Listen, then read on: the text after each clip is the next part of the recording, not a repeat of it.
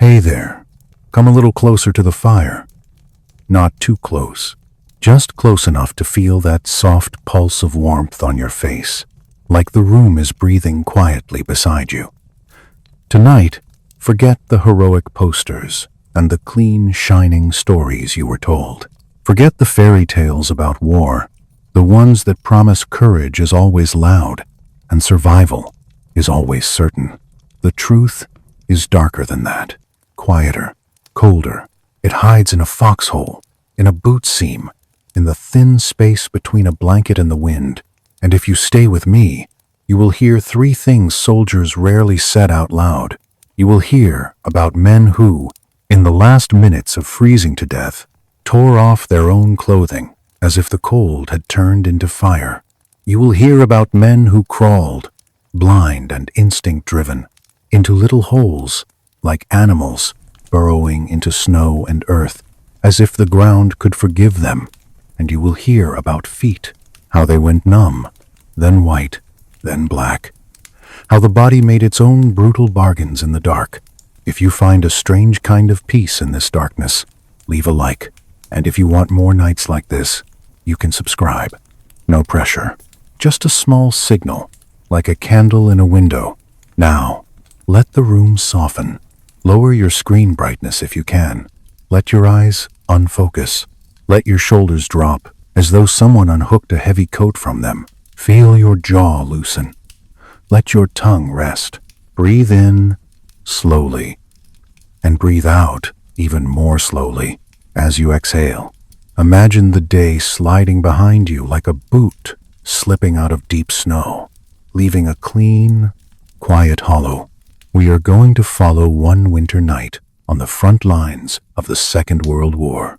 Not the grand map-room war, the small war, the one measured in inches of frost, in the weight of damp wool, in the way a match refuses to strike when your fingers do not obey you anymore. Picture the landscape first. It is late in the war, somewhere that could be the Eastern Front, or the Ardennes, or any stretch of winter ground that turned men into silhouettes against snow. Daylight here is brief. It feels borrowed.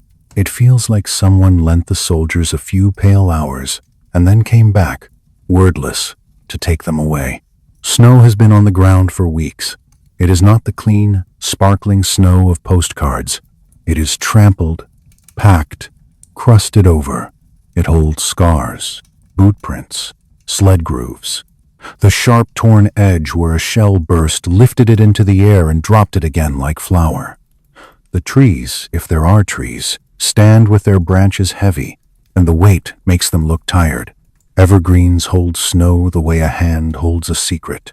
Bare branches snap sometimes in the cold, and the sound is so loud in the quiet that it feels like a gunshot, even when it isn't. The wind is not always strong. That is the strange part.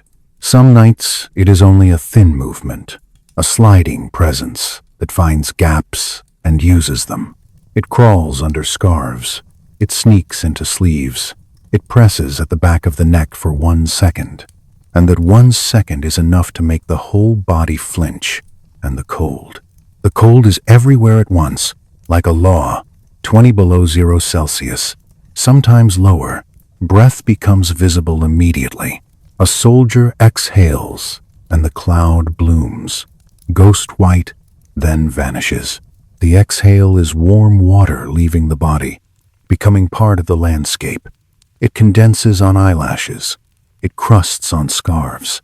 It gathers on the inside of a coat collar, quietly turning into ice.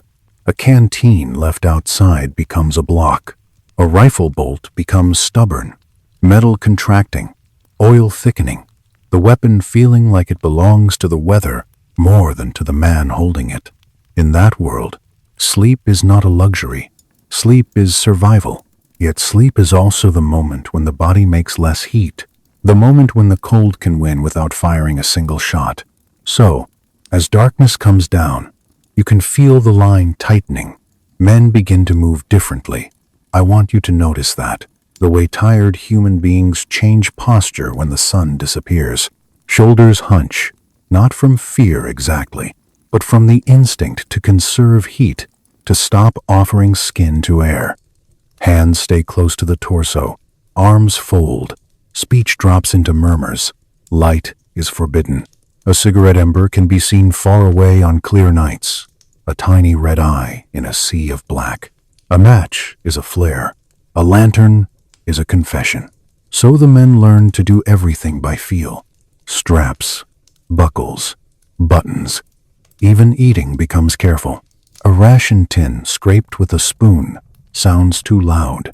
A wrapper crackles like dry leaves. They prepare for sleep the way you might prepare for a long crossing. Quietly, methodically, with a little ritual that makes chaos feel smaller. First, the shelter. If they have time, they have dug foxholes, slit trenches, shallow pits. The earth is frozen hard. An entrenching tool can bounce off it like it is striking stone. Every veteran knows the feeling. The handle vibrating up the arm, the shock in the wrist, the dull frustration. If they were lucky, someone scrounged a pickaxe. The pickaxe bites. Each swing is a slow arc. The soldier lifts it, feels the weight dragging his shoulders, then lets gravity help. The point hits the ground with a hard sound you can feel in your teeth. A crack forms. Another swing. Another crack.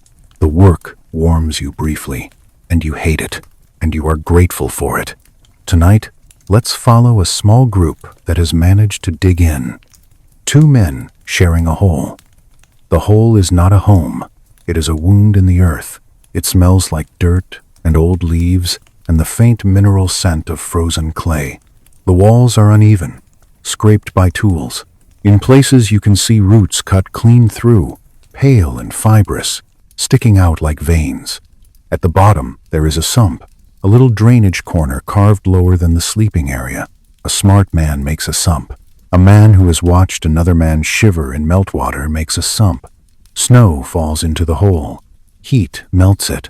Water gathers. If you lie in that, your clothes soak. If your clothes soak, your insulation fails. So they carve the channel, even if their hands are stiff and their fingers burn. Now the floor. The ground pulls heat. Conduction is cruel because it is silent. Put your palm on frozen soil and you can feel it drinking warmth out of you with steady patience. The men know this, so they line the floor with what they can. Fir boughs, if there are evergreens. They cut branches, the sap stiff, the needles sharp. They lay them down in overlapping layers, like shingles. Air trapped between needles becomes a thin, invisible blanket. If there are no fir trees, they use straw, dry grass, even paper. Anything that holds still air. They stuff it under hips and shoulders, building a nest. There is something ancient in that, something that makes me pause, because under the uniform, under the flags, the body is still a body. It wants a den. It wants not to die.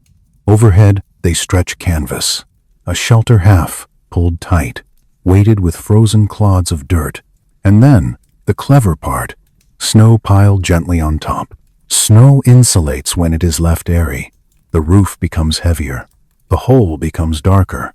The world outside becomes more distant. They leave a gap at the entrance. They have to breathe. Now the clothing. Wool, canvas, leather. Fabric becomes technology. And still, it is never enough. A soldier changes socks if he has spares. He peels damp fabric from skin and feels that frightening numbness where the toes do not fully belong to him anymore. He rubs them, presses them, checks for pain, checks for color. He watches his friend's feet too, because it is easier to see frost on someone else's skin than on your own. The night is divided not by clocks, not really, but by temperature. The cold deepens as hours pass. The coldest time comes just before dawn.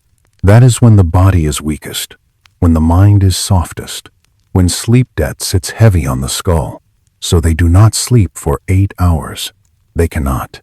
They sleep in fragments, 2 hours, maybe 3, then wake, stand, watch, move, shake numbness out of limbs, then return. Inside the foxhole, the men arrange themselves. This is where the story becomes truly human, and a little eerie, because the physics of warmth creates intimacy that the culture of war never planned for. They press close, not because they are sentimental, because a resting body gives off heat like a dim bulb.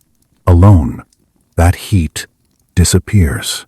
Together, under shared blankets, it makes a pocket, a small climate, a tiny defiance. Two men lie on one coat, another coat over them. Their knees touch, their shoulders touch. Sometimes, in the coldest hours, they align like spoons, chest to back, legs overlapping. Their breaths mingle. You can hear it. The soft, wet sound of breathing inside wool. The slight hiss of air through chapped lips. You know that feeling, don't you?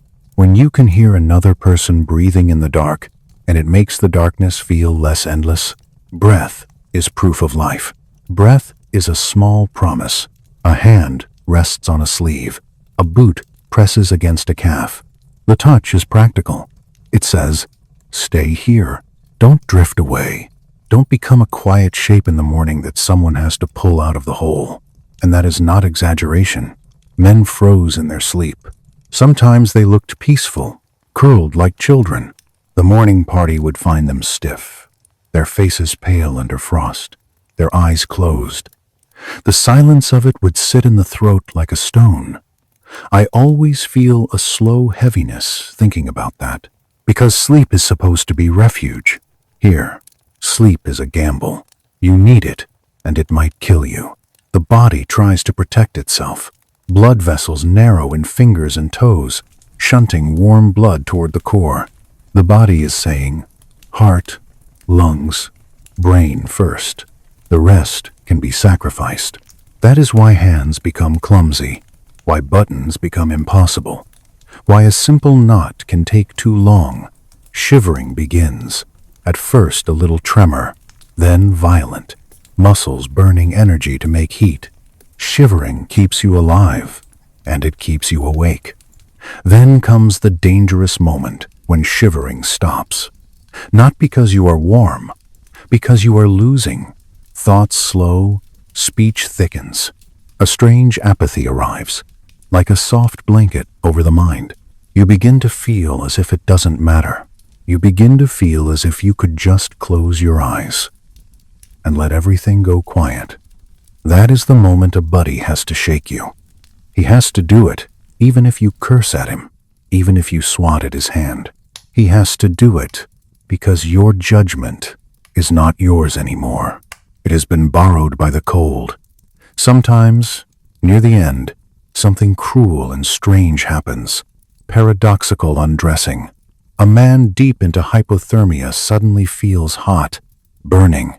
Failing vessels in the skin release, warm blood rushing outward. He believes he is overheating.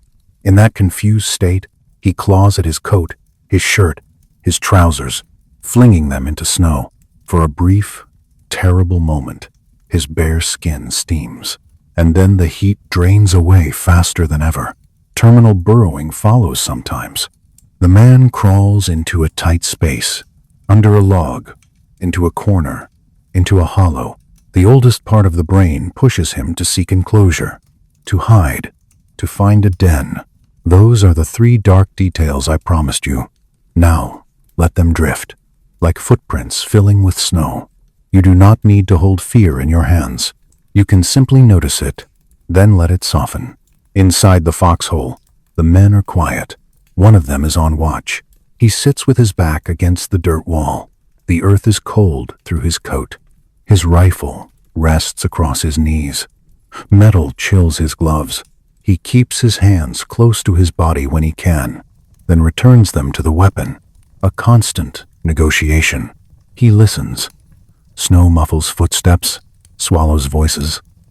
The quiet is deceptive. It makes you think nothing is happening, and then you remember the enemy is also quiet, also listening, also cold.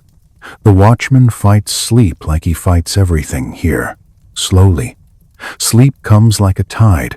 It pulls at the mind. He blinks. He counts breaths. He flexes his toes inside boots. Tiny movements to remind blood that it still has a job. He glances back at the two shapes under blankets and feels that odd, half-tender responsibility. He watches for the signs. Too much shivering, then none. A breath that slows too far. A face too still. Far away, a dull thump of artillery, not close enough to shake the ground here, but close enough to remind him the war is awake too. At last, it is his turn to sleep. He wakes his buddy with a hand on a shoulder, a whisper. The man groans softly, not angry, just exhausted. He slides out from under the blankets and cold air rushes in like water. The warm pocket collapses. The night bites. The watchman crawls into the vacated space, pulls the blankets tight around his shoulders, curls his knees up, presses his hands into his armpits. He shivers hard for a minute, then softer still. The shared air begins to warm again. The blanket rises and falls with breath. His eyes close.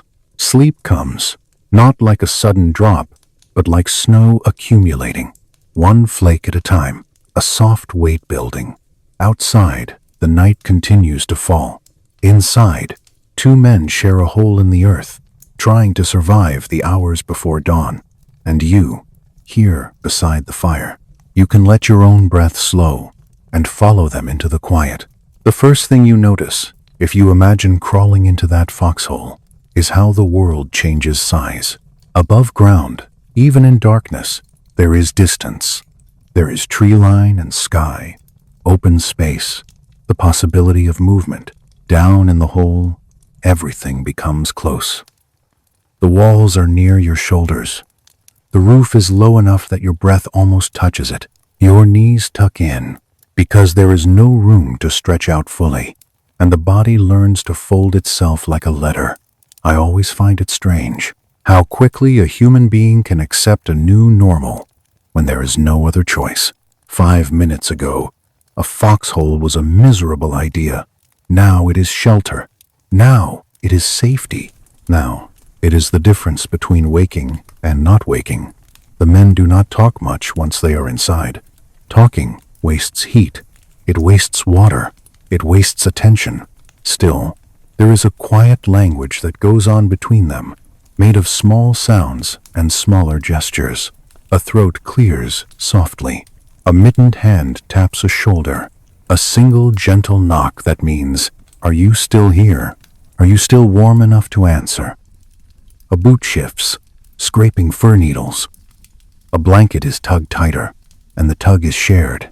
No one wants to break the warmth pocket for too long, so adjustments happen in slow motion, as if time itself has thickened in the cold. This is what winter does. It makes everything slow. And because everything is slow, every small action becomes important. Every small action becomes a story. One soldier, let's call him Daniel, because names help the mind hold on, is half awake under the blankets, not truly asleep yet, just floating. His eyes are closed, but his senses are still alert in that uneasy way you get when you sleep in an unfamiliar place. You know that feeling, right? When your body wants to surrender, but your mind keeps a thin hand on the door handle. Just in case, Daniel can feel the fir boughs under him. The needles press through the fabric of his coat, not painful exactly, more like a constant reminder that the earth is right there, inches away, and the earth is cold. The boughs creak a little under his weight, tiny sounds that would be nothing in daytime. But down here, wrapped in silence, they sound like whispers. He breathes and watches his breath in his imagination, because it is dark, and he cannot see it well. He tries not to breathe into the scarf. He has learned, or been told, that the scarf will ice up if he does. He hates the feeling of icy fabric against his lips. It makes him feel like he is kissing a gravestone. So he turns his head slightly, letting his exhale drift toward the entrance gap, letting it escape into the night. His buddy, a man named Lewis, is beside him. Lewis is already asleep or close to it. Daniel can hear the subtle change in breathing, the way the exhale becomes longer, less controlled. Louis's breath is a metronome, slow and steady, and Daniel finds himself matching it without meaning to. Breath synchronizes people. It always has. Somewhere above them, snow sifts onto the roof. The sound is almost nothing. A soft tick, tick, tick, as crystals land on canvas, then slide, then settle. The roof holds. It is heavier than before, but it holds. The cold outside keeps working, though. Cold is an enemy that never gets bored. It does not need orders. It does not need ammunition. It simply continues. Daniel can feel it in the places that are not fully covered. A thin line of skin at the wrist where glove meets sleeve. A triangle at the neck where scarf loosens. The tip of an ear if the hat shifts. Each exposed patch becomes its own little emergency. The body reacts instantly. A small flinch, a tightening of muscle, a pulse of irritation that says, "Cover that, now." He moves his hands slowly, carefully, because fast movement pulls blankets open. He slides his wrist deeper into his sleeve. He tucks his chin down. He tries to settle again. And while he settles, his mind wanders to feet. It always comes back to feet. The boots are still on. That matters. Taking boots off in this cold is a gamble. Boots off means toes exposed. Boots off means moisture can freeze on skin. Boots off means you might not be able to get the boots back on in the morning because the leather has stiffened into something like a board. But boots on means dampness trapped, sweat from marching, snow melt, condensation. Dampness is quiet and persistent. Dampness destroys warmth the way a slow leak destroys a ship. Daniel wiggles his toes inside his boots. Little pulses, little reminders to the blood. He tells himself a story. Blood is a caravan. It must keep moving. If it stops, the cold will set up camp. That story comforts him for a moment. Then his thoughts drift to the men who did not wake. It is never far away. Not because he wants horror. No one wants horror. It simply sits at the edge of awareness, like a shadow in candlelight. He remembers hearing about a soldier found half-dressed in snow, clothes scattered around him as if he had been dancing alone. Someone called it madness. Someone else called it the cold playing a trick, and the veterans nodded because they knew the name for it. They did not say the name loudly. They said it in the same tone you would say storm or fire. Daniel swallows. His throat is dry. Cold air does that. He wants water, but the canteen is half ice. He could warm it with his body, tucked under his coat. But the thought of a leak scares him. Wet fabric becomes a punishment. So he licks his lips, tastes salt, and lets the craving pass. This is the nightly discipline, letting cravings pass. And while Daniel drifts toward sleep, Louis's watch begins. Louis is not truly asleep. He is the kind of man who can doze with his eyes closed while his ears stay open. Many soldiers learn that trick. It is not a healthy trick. It is an exhausted trick. It comes from nights like this, repeated until the nervous system accepts half sleep as normal. Louis shifts, careful not to wake Daniel fully. He props himself against the wall. Dirt presses into his shoulder blade through coat layers. The wall is cold and slightly damp where the earth breathes. He rests his rifle across his thighs. The metal is bitterly cold, even through gloves, and he hates that sensation, the way it creeps from the palm up into the wrist, as if the weapon is trying to infect him with winter. He keeps his hands mostly on fabric, not on metal, because metal is a thief. He listens. That is the real work. Not looking, listening. In snow, sound is both muted and sharp. Footsteps can vanish, and then a single snapped twig can ring like a bell. Louis hears the wind sliding through branches above. He hears the occasional settling of snow in the trees, a soft shush as it drops. He hears his own breathing. He tries to make it quieter, as if an enemy could hear the rise and fall of a chest. Sometimes fear makes you ridiculous. Sometimes fear keeps you alive. Time goes oddly. Minutes stretch. Louis thinks about the routine the veterans taught him. The small rules that are really commandments. Keep your feet dry when you can. Loosen your bootlaces if your toes go numb. Never fall into deep sleep for too long. Wake your buddy if he stops shivering. Do not breathe into your scarf. Do not sit directly on frozen ground. Do not forget the sump. The rules feel endless, but each one has a corpse behind it, even if no one says that out loud. He glances down at Daniel, the shape under blankets, the outline of a nose, the curve of a cheek. Daniel looks peaceful. Louis knows peace can be a mask. He leans in close enough to hear Daniel's breath clearly. 1, 2, 3. Exhale. Good. Again. Still. Louis sits back. He flexes his own toes. He rubs his fingers together inside mittens. He fights the creeping numbness, because numbness is the first polite knock on the door. The second knock is pain. Sharp, burning, insulting pain as tissues protest. Then, if you are unlucky, there is no knock at all. There is only silence. That is what terrifies him most. The cold can steal sensation and leave you calm as you die. A thought comes to him, the kind of thought that appears in tired minds. What if warmth is just a story we tell ourselves? What if winter is the real state of things, and all our fires are temporary lies? He almost laughs, silently, at himself. It is too philosophical for a foxhole, yet the thought lingers. It has that dark, quiet beauty that cold produces. Above them, the sky is huge. Stars, maybe, or cloud.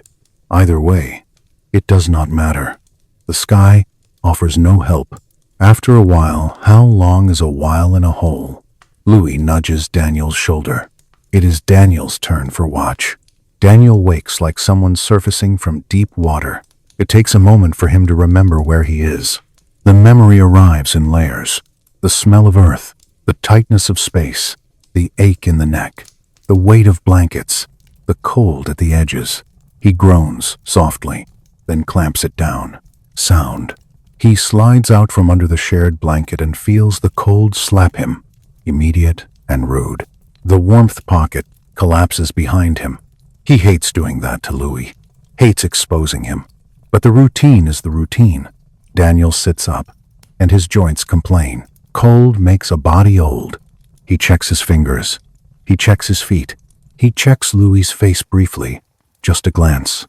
The way you glance at a candle, to be sure it is still lit.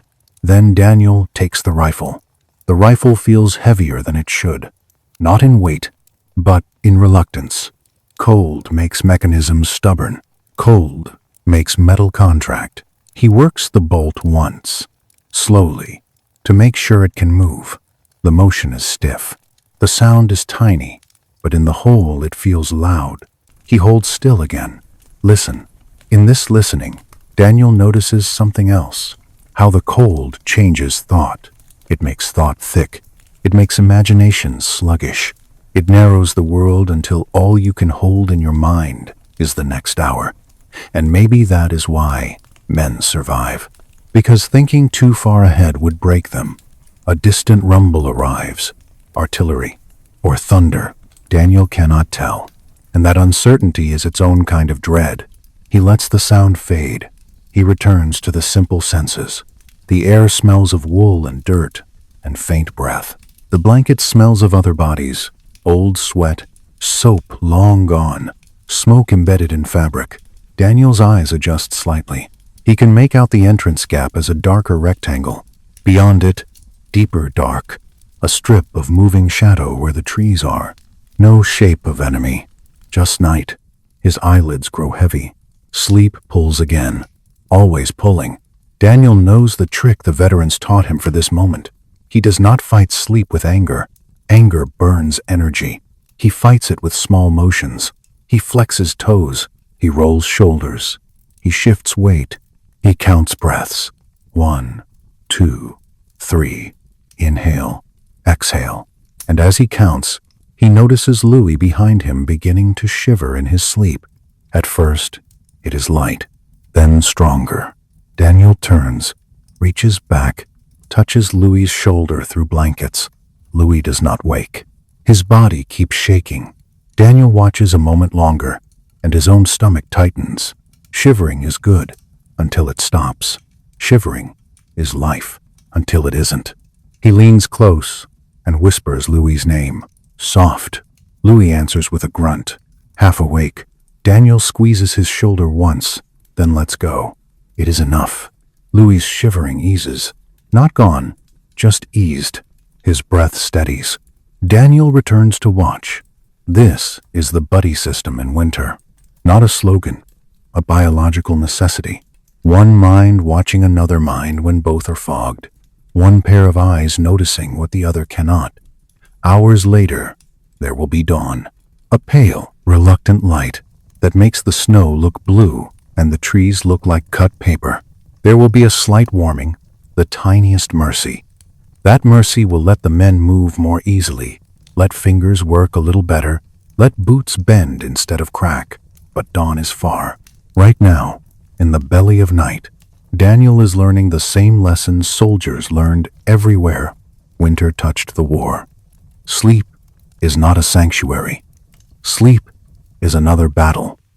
And yet, it can still be gentle, because even here, there are moments when the world softens, moments when snow falls quietly and the enemy does not fire, moments when two exhausted men share warmth, and the hole in the ground feels almost like a cradle. If you listen closely, you can hear the rhythm of it. Breath, blanket, a small shift, breath again.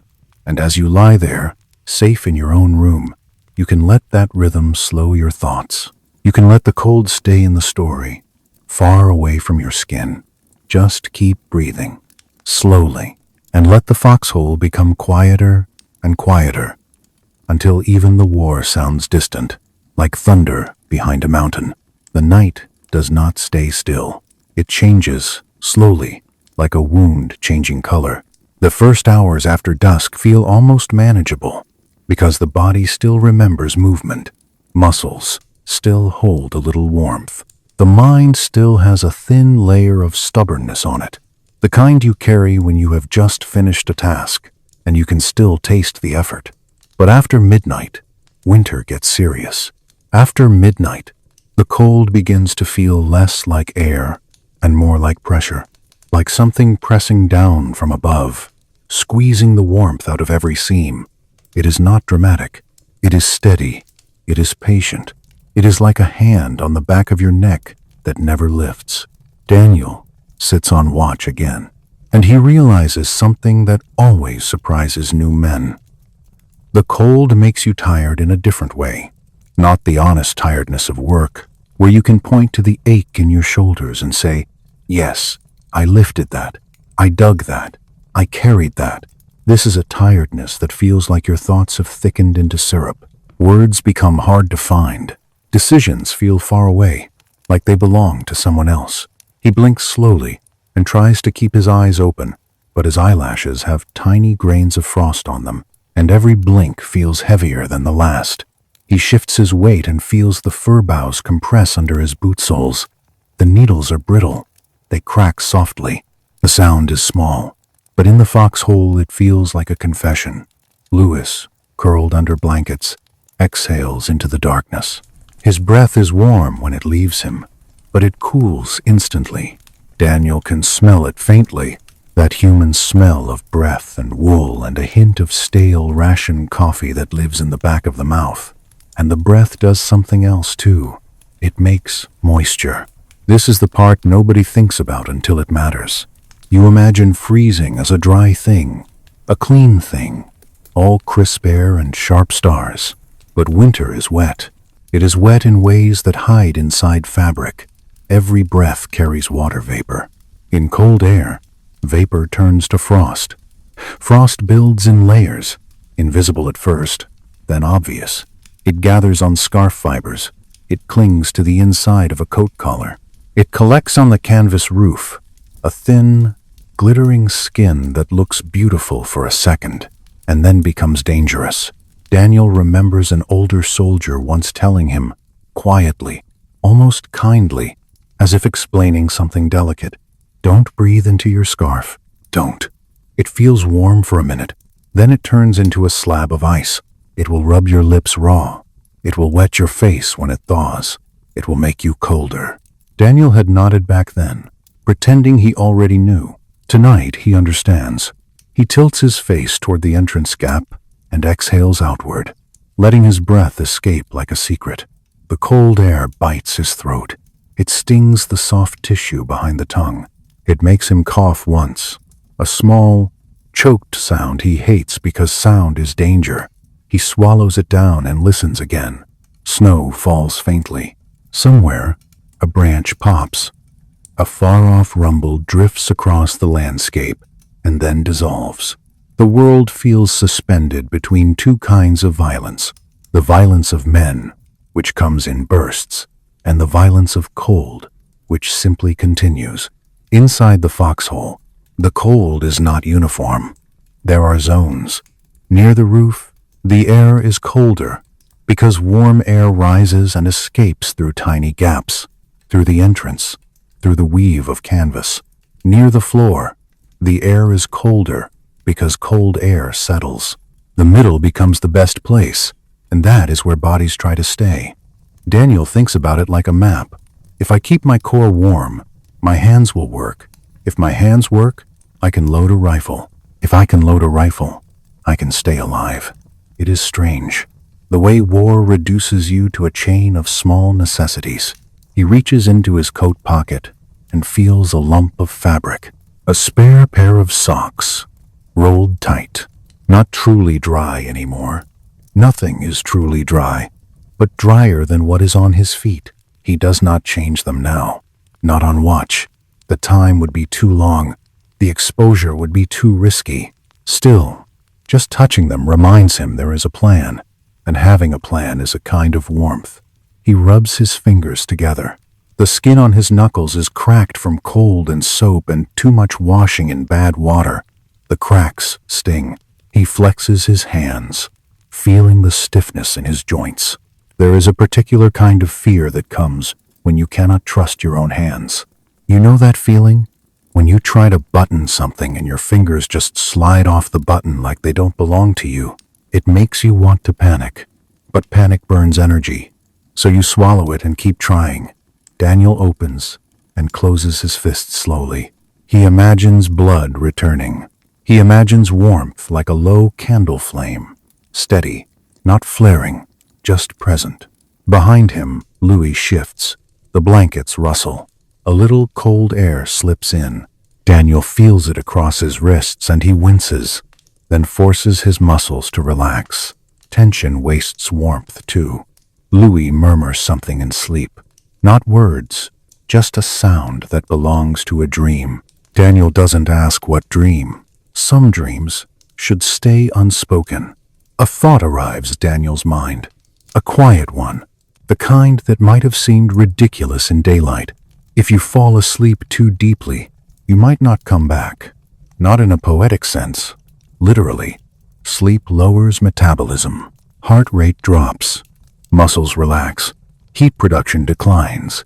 Shivering fades. The defenses soften. In a warm bed, that is healing. In a foxhole at -20, it is a trap.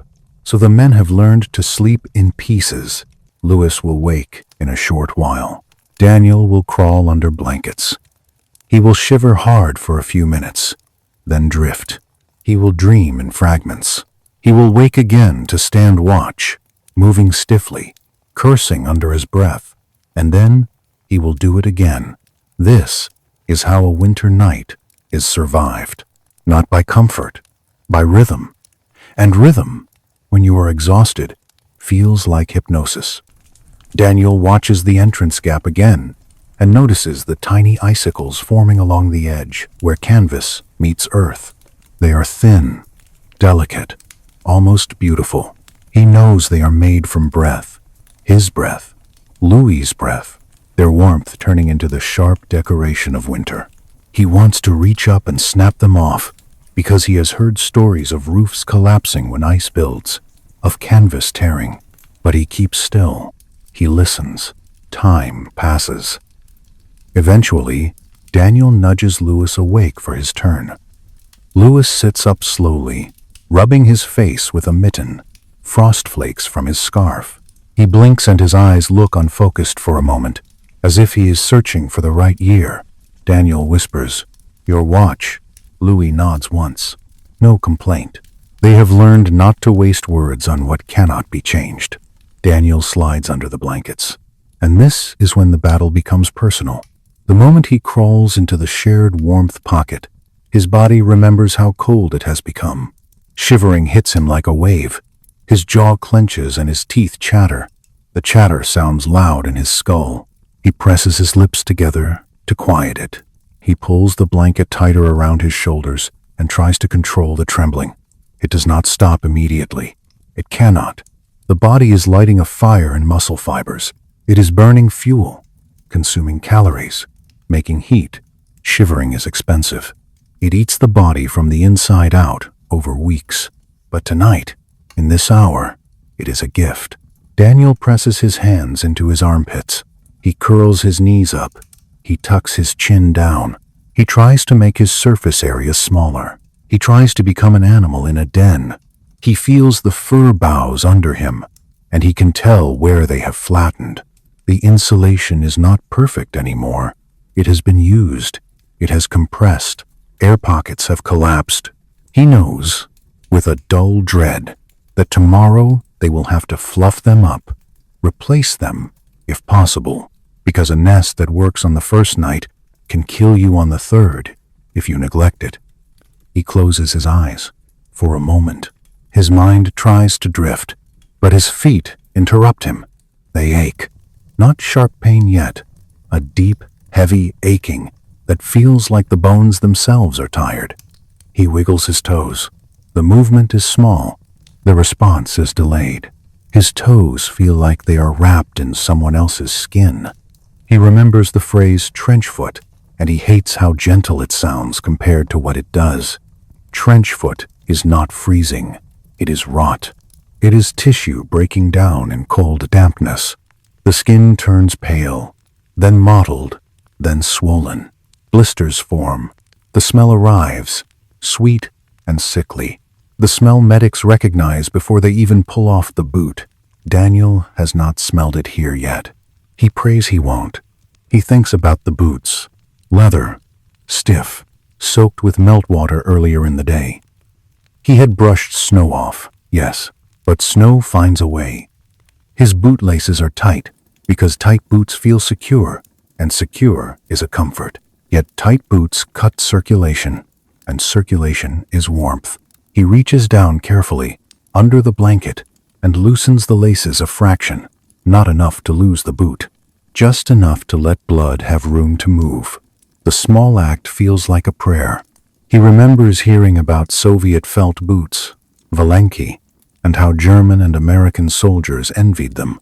Felt is warm. Felt breathes. Felt keeps a foot alive in a way leather sometimes cannot. Daniel has never owned felt boots. He owns what he was issued, and he owns his routines. Tomorrow, if he is alive, he will remove the boots briefly at dawn, inspect his feet, massage them, change socks if he can, dry what he can with body heat. He will do it even if he hates it, because neglect becomes amputation. That word, amputation, lands in the mind like a cold coin. Daniel tries not to think about it, but the mind in the dark loves forbidden thoughts. It circles them like a tongue touching a sore tooth. He imagines a hospital far behind the lines, full of men with blackened toes, with bandaged stumps, with faces pale from fever. He imagines the sound of saws. He imagines the smell of disinfectant mixed with rot. Then he forces the image away, because fear is loud, and he needs quiet to sleep. He listens to Louis above him, on watch. He hears Louis' shifting weight, the soft scrape of fabric, the faint click of a rifle bolt being checked. Those sounds anchor him. They say, Someone is awake. Someone is watching. Daniel's shivering eases slowly. Not gone, but softer. His breath slows. His thoughts loosen. He drifts. And in that drifting, something strange happens. He dreams. But the dream is made of cold sensations, not scenes. He dreams of hands turning to wood. He dreams of boots filling with snow like cups. He dreams of walking through a corridor of white cloth where every breath becomes a feather. He wakes suddenly, not from a noise, but from a sensation of heat. It is not real heat. It is the body's confusion, a brief surge of warm blood toward the skin. It feels like burning on his chest, on his thighs, for half a second. His exhausted mind thinks, "I'm too hot," and the horror of that thought arrives with it, because he knows what comes next. What the stories say, paradoxical undressing. He sits up abruptly, heart hammering. The movement pulls blankets open, and cold air rushes in. The burning sensation disappears instantly, replaced by an ache that feels like ice on the ribs. He grips the blanket and forces himself to breathe slowly, to remind his body where it is.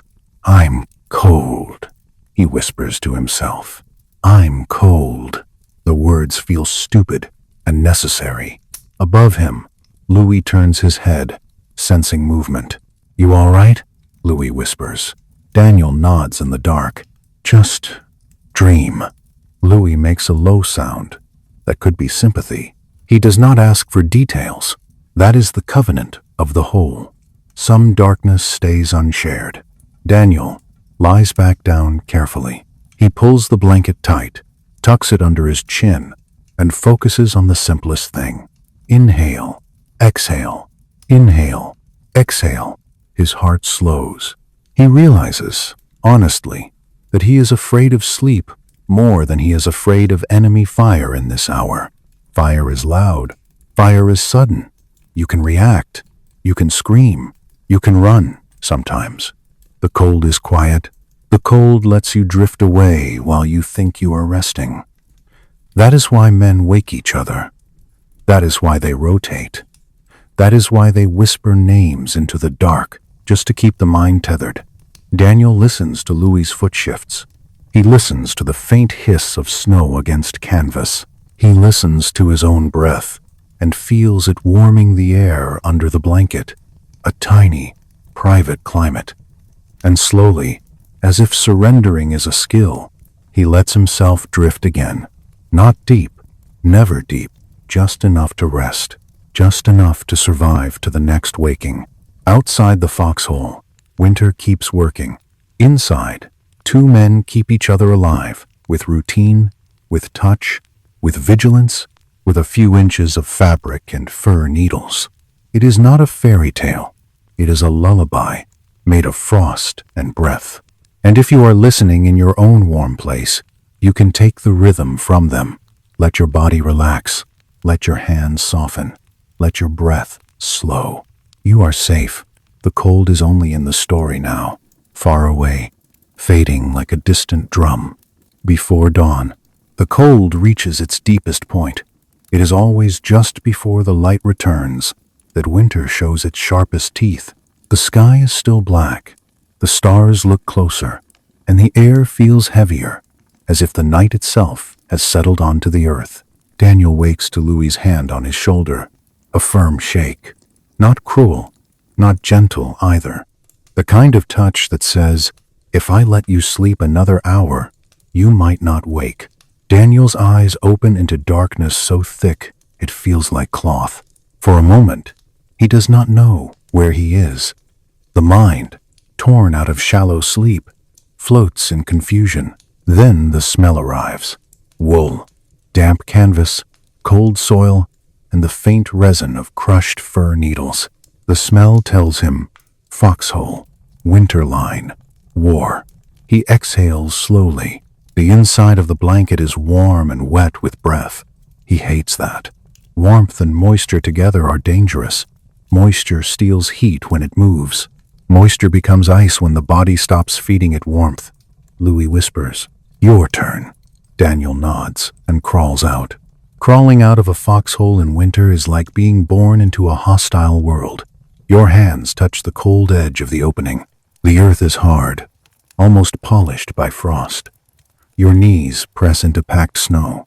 Your shoulders push against canvas. The canvas gives a little, then snaps back. Cold air pours in around your face, sharp enough to make your eyes water instantly.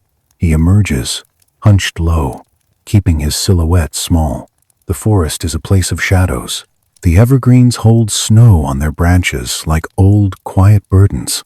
Snow does not glitter now. It looks dull in the dark. It looks like ash. Daniel stands with his rifle and feels the cold try to crawl into his joints. He flexes his knees once, then again, tiny motions. He shifts his weight from one foot to the other. Movement is heat. Stillness is surrender. He scans the tree line. Nothing. The enemy, if they are there, are invisible. That is the cruel talent of night. It makes everyone a rumor. His breath leaves him as a pale cloud.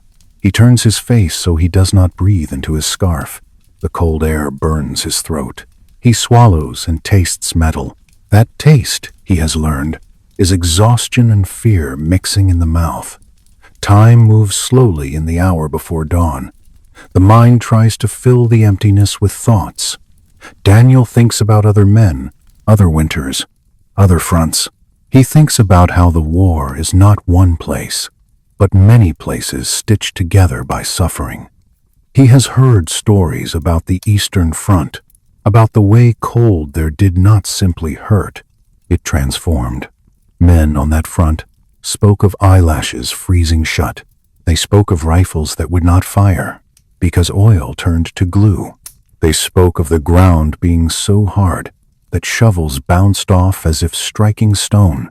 He believes those stories because he has felt the beginning of that reality here, and he remembers vividly the first time someone explained the idea of digging below the frost line.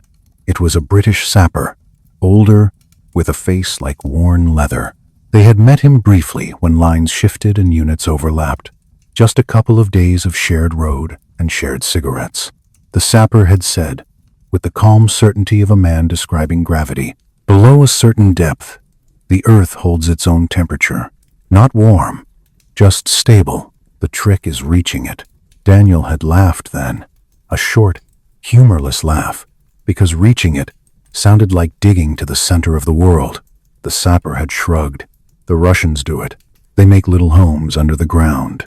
Stove, platforms, smoke hole. Not pretty, but it keeps men alive. The image stayed with Daniel. A little home under the ground.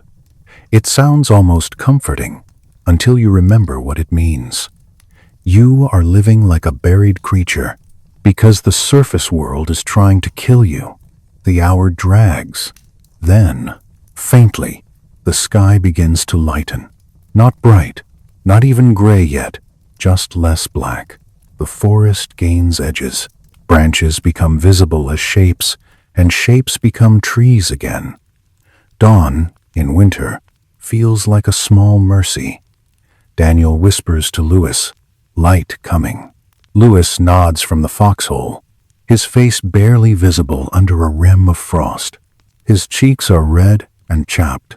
His eyes look older than they should. They do the morning routine as quietly as possible. First, the feet. Because if you cannot walk, you cannot live long on a front line. Daniel sits low in the foxhole and pulls his boots off with slow care. The leather has stiffened. The laces crackle with ice. The inside of the boots is cold and damp. He smells it, a sharp sourness from sweat trapped overnight. It is not the smell of rot yet, thank God, but it is the smell of warning. His socks are stiff. When he peels them off, the fabric feels like cardboard. The skin of his feet is pale, blotchy. He presses a thumb into his toes and watches the color return slowly, like reluctant ink.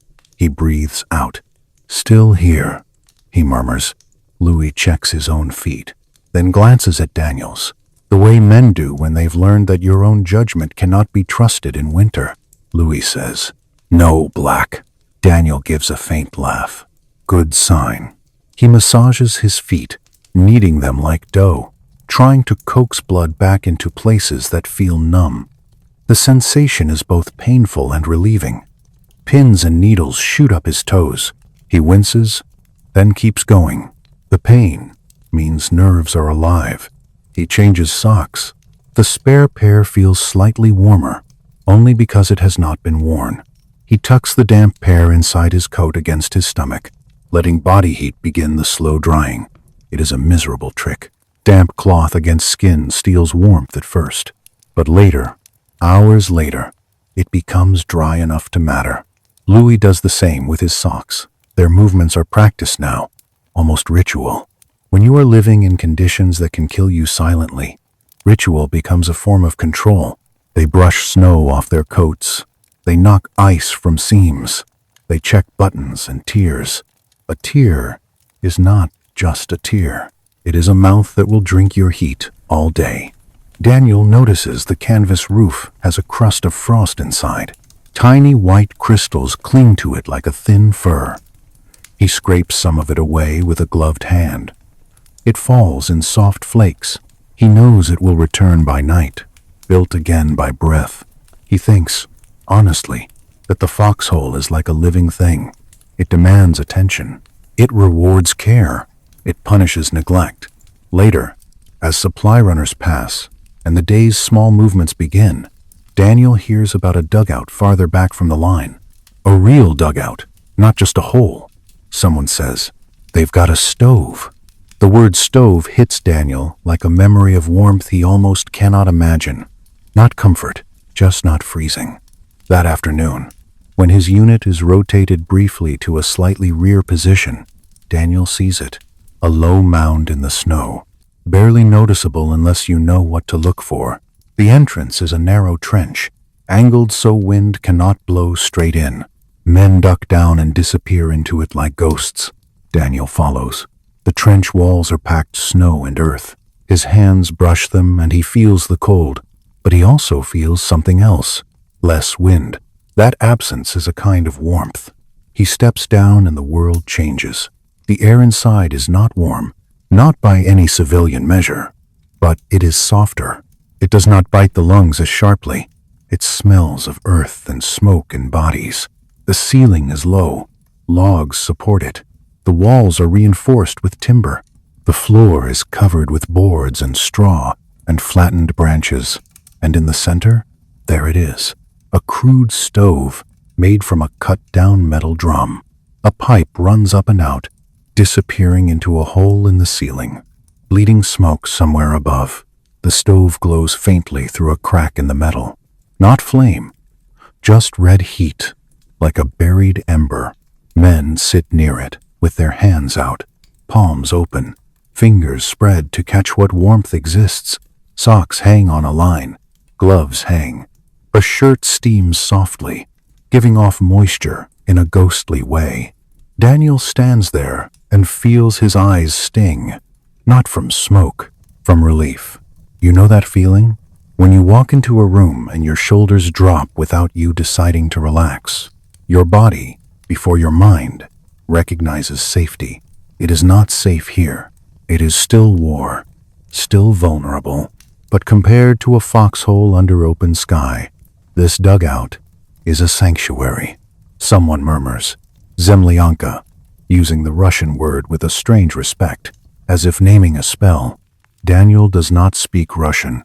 He does not need to. The meaning is clear. Earth, home. The men inside talk quietly. Their voices are low, careful. Smoke hangs near the ceiling, a thin layer that makes the air taste bitter. Daniel watches as one soldier taps the stovepipe gently, checking for blockage.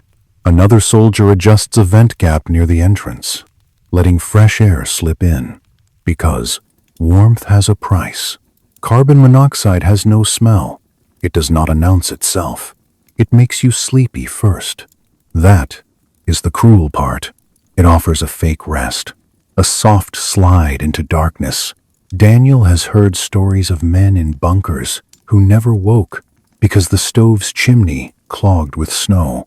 He looks at the pipe and feels that familiar winter fear, the enemy you cannot see. The men treat the stove like a living animal. They feed it carefully, not too much, not too little. They watch the color of the glow. They listen for changes in sound, the way the fire breathes. They keep a small space around it, clear of straw and cloth, because fire inside a dugout with one narrow exit is death. Yet they keep it burning anyway, because without it, the dugout becomes just another cold hole. Daniel steps closer and holds his hands out. The heat reaches him slowly, like a hesitant touch. It warms the fingertips first, then the knuckles, then the wrist. It is not enough to make him sweat, thank God. Sweat would be disastrous, but it is enough to remind him his hands belong to him. He watches a man remove his boots and place them near the stove. Not too close. Leather can crack if heated too fast. The man rubs his feet, grimacing, then sighing as sensation returns. Daniel thinks, quietly, that this is what winter war really is. Not the heroic charges, not the speeches.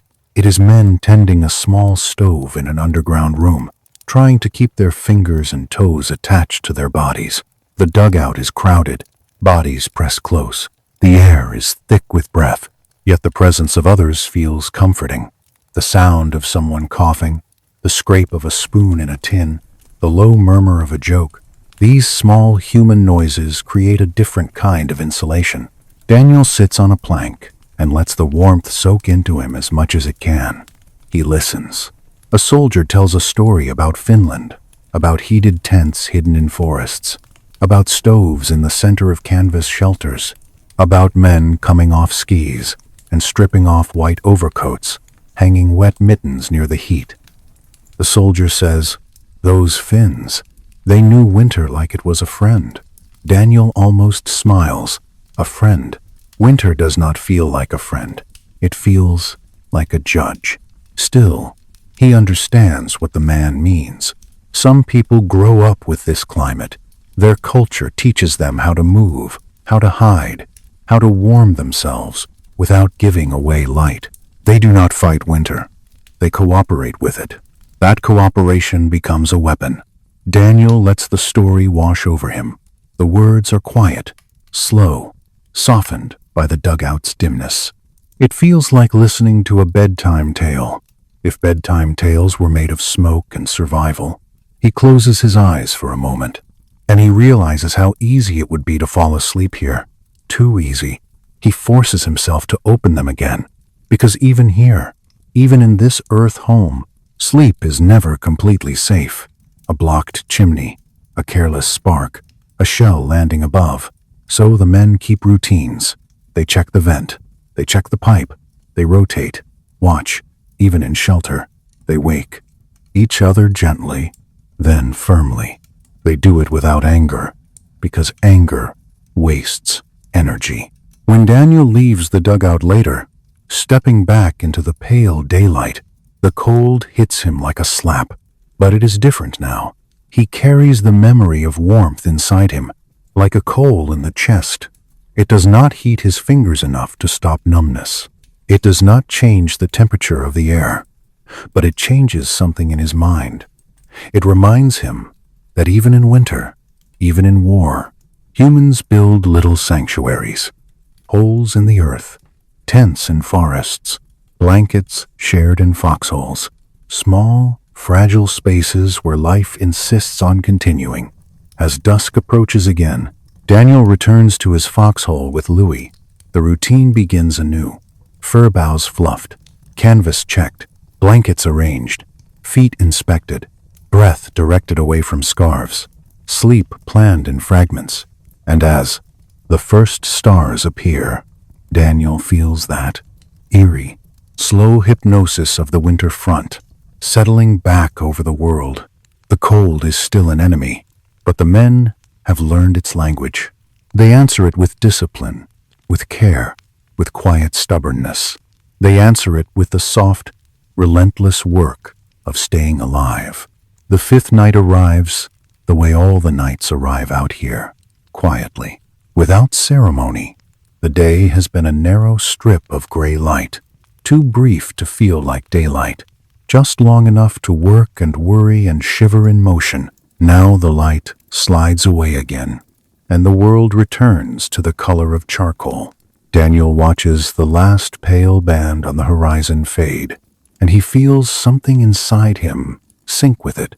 Not dramatic, just a little drop, the way a tired body settles deeper into a chair.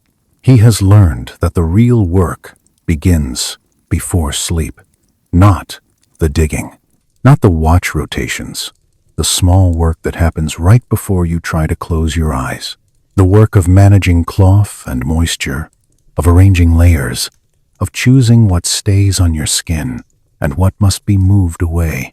Because winter does not only steal heat, it uses water like a knife. You can be wrapped in wool and still die if that wool is wet. Daniel kneels inside the foxhole and starts the ritual again, moving slowly so he does not sweat. That sounds strange, doesn't it? To move slowly in war, to fear your own warmth. But sweating is betrayal. Sweat turns into ice. Ice turns clothing into armor. Armor that conducts cold. He peels off his outer jacket with careful motions, and the jacket makes a stiff sound, like paper being folded. The cotton has taken on a crust of frozen damp from earlier, from snow that melted and refroze, from breath that condensed and climbed upward.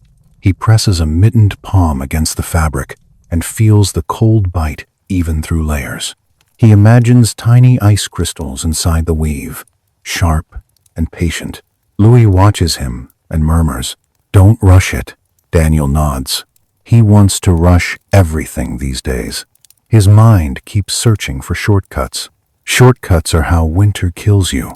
He opens his coat just enough to reach inside and pull out the damp socks he has been drying against his stomach all day. They are not dry, not truly, but they have changed. They are less heavy, less clammy. The dampness is now a faint coolness rather than a soaking. He holds them near his face, and the smell rises.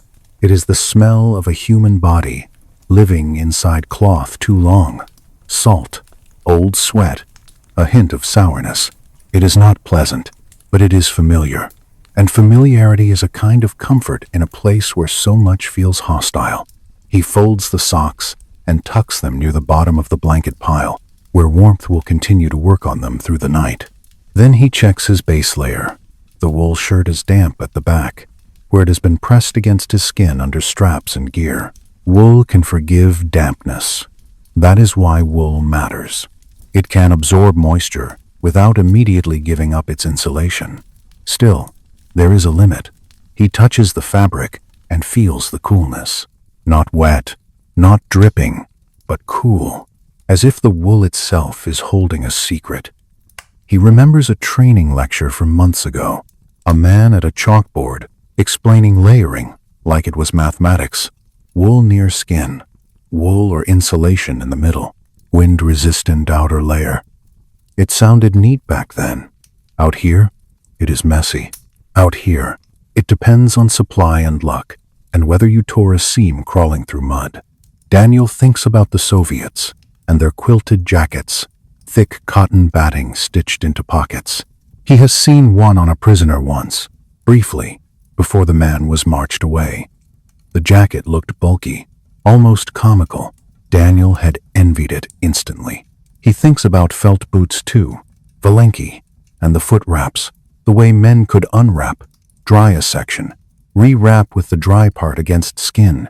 Such a simple idea, so practical. It feels like folk wisdom turned into survival technology. He is not bitter about it. Not exactly.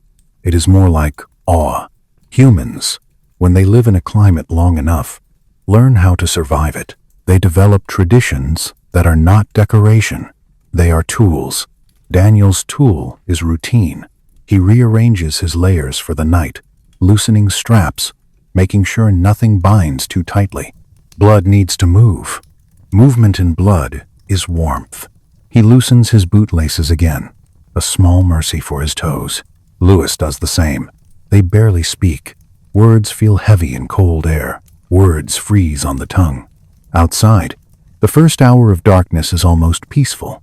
Snow muffles sound. The forest seems to hold its breath. Even distant artillery feels softened, like thunder heard through thick curtains. This is when the mind plays tricks. It whispers, "See? It's quiet. You can rest." Daniel knows better.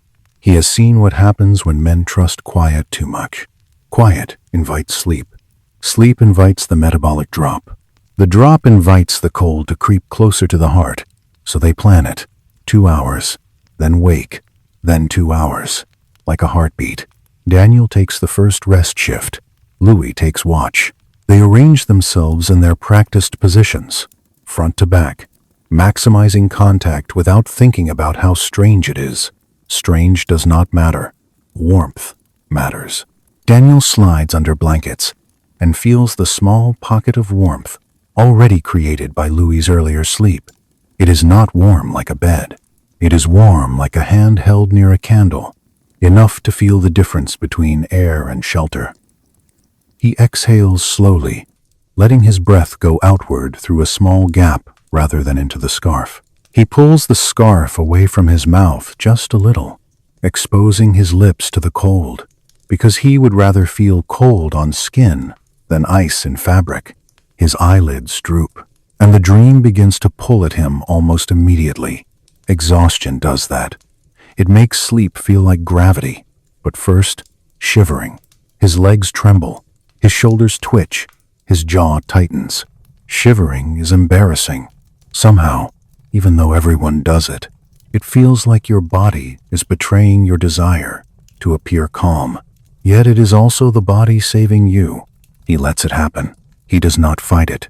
He focuses on small sensations, the way a person focuses on breath during meditation, because focusing is how you stay tethered. He feels the fir needles under him, poking through the burlap. He feels the edge of a boot against his ankle. He feels the roughness of wool at his collar. He hears Louis breathing above, slow and controlled on watch. Daniel thinks, honestly, that this is the most intimate thing he has ever done with another man. Not romance, not affection, something quieter, stranger, sharing a thermal envelope, sharing vulnerability. He wonders if people back home would understand. Maybe they would, if they could stand here for 1 minute and let the cold touch their bones. Cold has a way of stripping away judgment. Time slides. At some point, Daniel wakes to Louis whispering his name, a low hiss. "Dan!" Daniel opens his eyes. Louis's face is close, pale in the darkness. Louis's eyes look sharp, alert. That look is a kind of protection. You were pulling at your coat," Louis whispers. Daniel blinks, confused. Then he feels it. His hands, under the blankets, are gripping the edge of his outer layer, as if preparing to open it, to remove it. A stupid impulse, a dangerous impulse. A chill goes through him that has nothing to do with temperature. He remembers the paradox. Men found half undressed in the snow, clothes scattered like fallen leaves. The last false sensation of heat, the brain misreading the body's failure. Daniel releases the fabric immediately. His fingers feel clumsy, as if they are made of wood. "I'm fine," he whispers, but he is not entirely sure. Louis does not argue. He shifts closer, presses a shoulder into Daniel's back, adding warmth through contact. Then he does something that feels almost tender. He slides his mittened hand onto Daniel's chest, right over the sternum, just a steady pressure. "Breathe," Louis whispers. Daniel does. Inhale, exhale. The warmth of Louis's palm is faint through layers, but the pressure is grounding, like a weight on the mind. Daniel thinks, this is the buddy system, not a slogan, not doctrine, biology. When your brain begins to slow, someone else must notice. When your judgment begins to soften, someone else must hold it for you. They stay like that for a while, Louis on watch, Daniel half awake, breathing slowly. not allowing sleep to deepen. Eventually, Louis wakes him properly for his shift, and Daniel crawls out into the cold. The air hits his face like broken glass. He stands and forces his legs to move, small steps in place. He swings his arms gently. He tries to keep blood flowing without sweating. He scans the forest again and again. Nothing moves. But winter moves. It moves in the way the air steals heat from his cheeks. It moves in the way moisture in his scarf begins to stiffen. It moves in the way his thoughts become slower, heavier, like they are walking through snow, too. He catches himself staring into the darkness too long, letting his gaze unfocus. That is another sign. The mind wants to drift. The mind wants to surrender. He shakes his head slightly, as if waking from a daydream. He bites the inside of his cheek, just enough pain to remind his brain that it is still in charge. He thinks about those soldiers who died quietly in their holes, their bodies curled, their faces calm. He thinks about terminal burrowing, the instinct to hide under logs, to curl into corners like an animal preparing to hibernate. It is eerie. It is ancient. It is not a choice. The body becomes a creature again when the mind can no longer narrate. Daniel swallows. He will not become that creature tonight, he tells himself. Not if he can help it. He watches Louis now, sleeping, and he keeps a small inventory of signs. Is Louis shivering? Good. Is Louis too still? Concerning. Is Louis breathing too slow? Maybe just sleep. Maybe not. The vigilance is exhausting, but it is also love in a strange, rough form. Hours pass. The night drains them. At some point near dawn, Daniel notices something in Louis. Louis's shivering has stopped. Not because Louis is warm, because Louis is too tired to shiver. Daniel's stomach tightens. He leans down and whispers, "Lou, Lou." Louis does not respond. Daniel shakes his shoulder.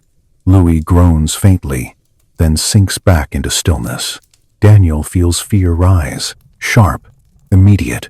He knows the stages: violent shivering, then the dangerous, quiet, slurred speech, confusion, hallucinations, apathy.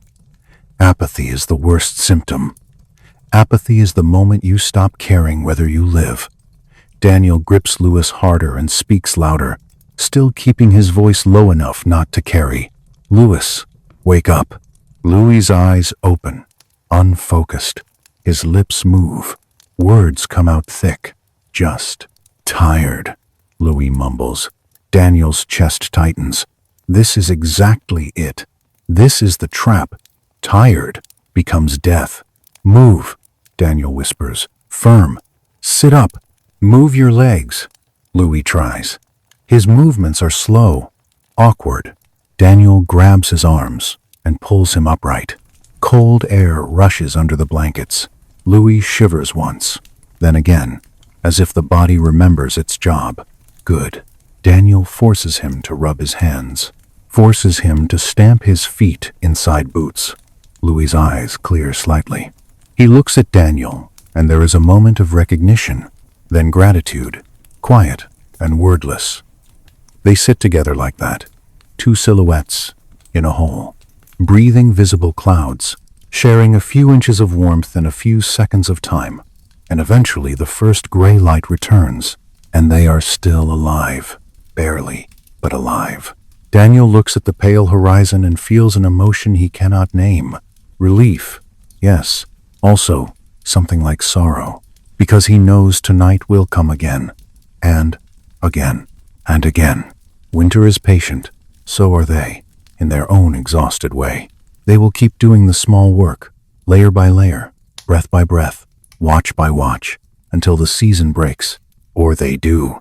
After dawn, when the line of light finally widens and the forest shows its bones, Daniel stays sitting for a moment longer than he should, just breathing, listening to the small noises that mean he is still in the world. A frozen branch cracks somewhere with a sound like a knuckle breaking. Snow slides off a bough and falls in a soft, heavy sigh. A crow calls once, harsh and far away, then stops, as if even the birds are conserving energy. Daniel rubs his palms together slowly and watches the friction create the faintest warmth. He thinks about how warmth, out here, is never a gift. It is always made, always earned. He thinks about the men who cannot earn it anymore. Sometimes the cold takes your fingers first. Sometimes it takes your toes. Sometimes it takes something you cannot see, something inside the mind. Combat can be sudden, loud, spectacular. Cold is not spectacular. Cold is a kind of paperwork. It wears you down with tiny forms you must fill out again and again. Check your feet, dry your socks, loosen your laces, brush off snow, keep breathing outward, wake your buddy, take your watch. If you forget one form, the system fails. He hates that. Honestly, he hates how stupid the stakes feel. A missing button, the damp seam, a vent hole clogged with snow. Such small things. Deciding whether a man wakes up. Louis crawls out and stands with stiff movements, shaking snow from his shoulders. He looks older in the morning, even though he is the same age as yesterday. Winter ages you in hours. You okay? Louis asks, voice rough. Daniel nods. Then, after a beat, he admits, I was close. Louis doesn't ask what kind of close. They both know.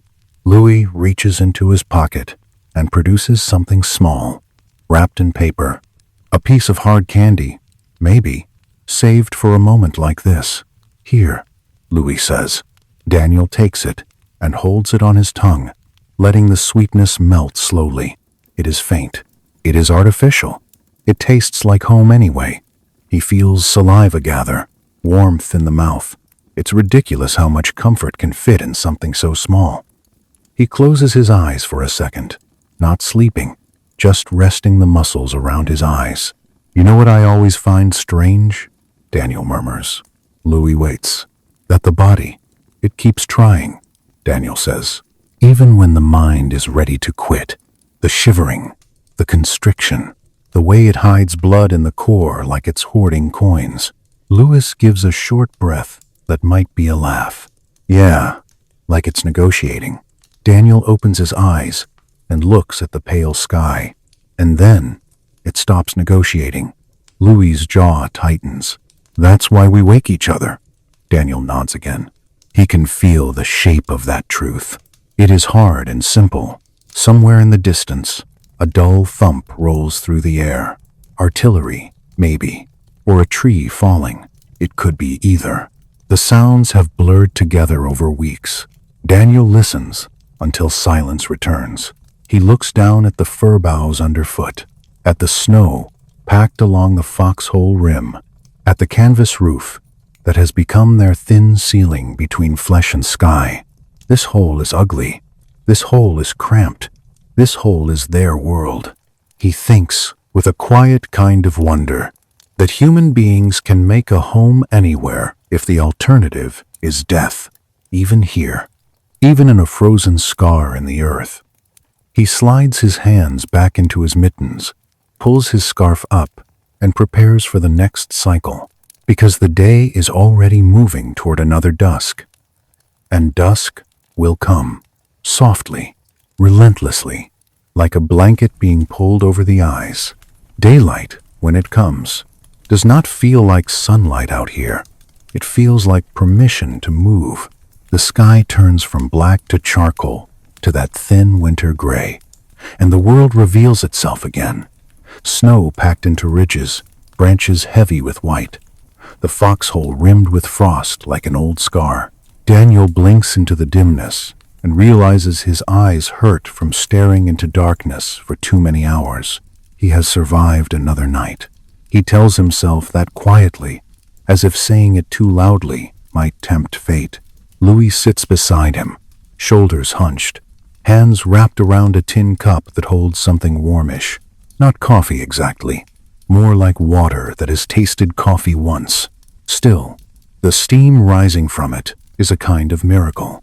They drink in small sips, careful not to burn lips already chapped and split. Hot liquid on cracked skin is sharp pain. The pain wakes you. That is useful. Daniel watches the steam drift upward and disappear into cold air, and he thinks about how much of survival is invisible. Heat leaving the body as vapor, moisture moving through cloth, blood retreating from fingers. A soldier can look fine from a distance while his toes are dying inside boots. So the day begins with inspection. Feet first, always. Daniel takes his boots off again, slower this time because the leather is stiffer in daylight cold. He pulls the laces apart and hears tiny ice grains crack.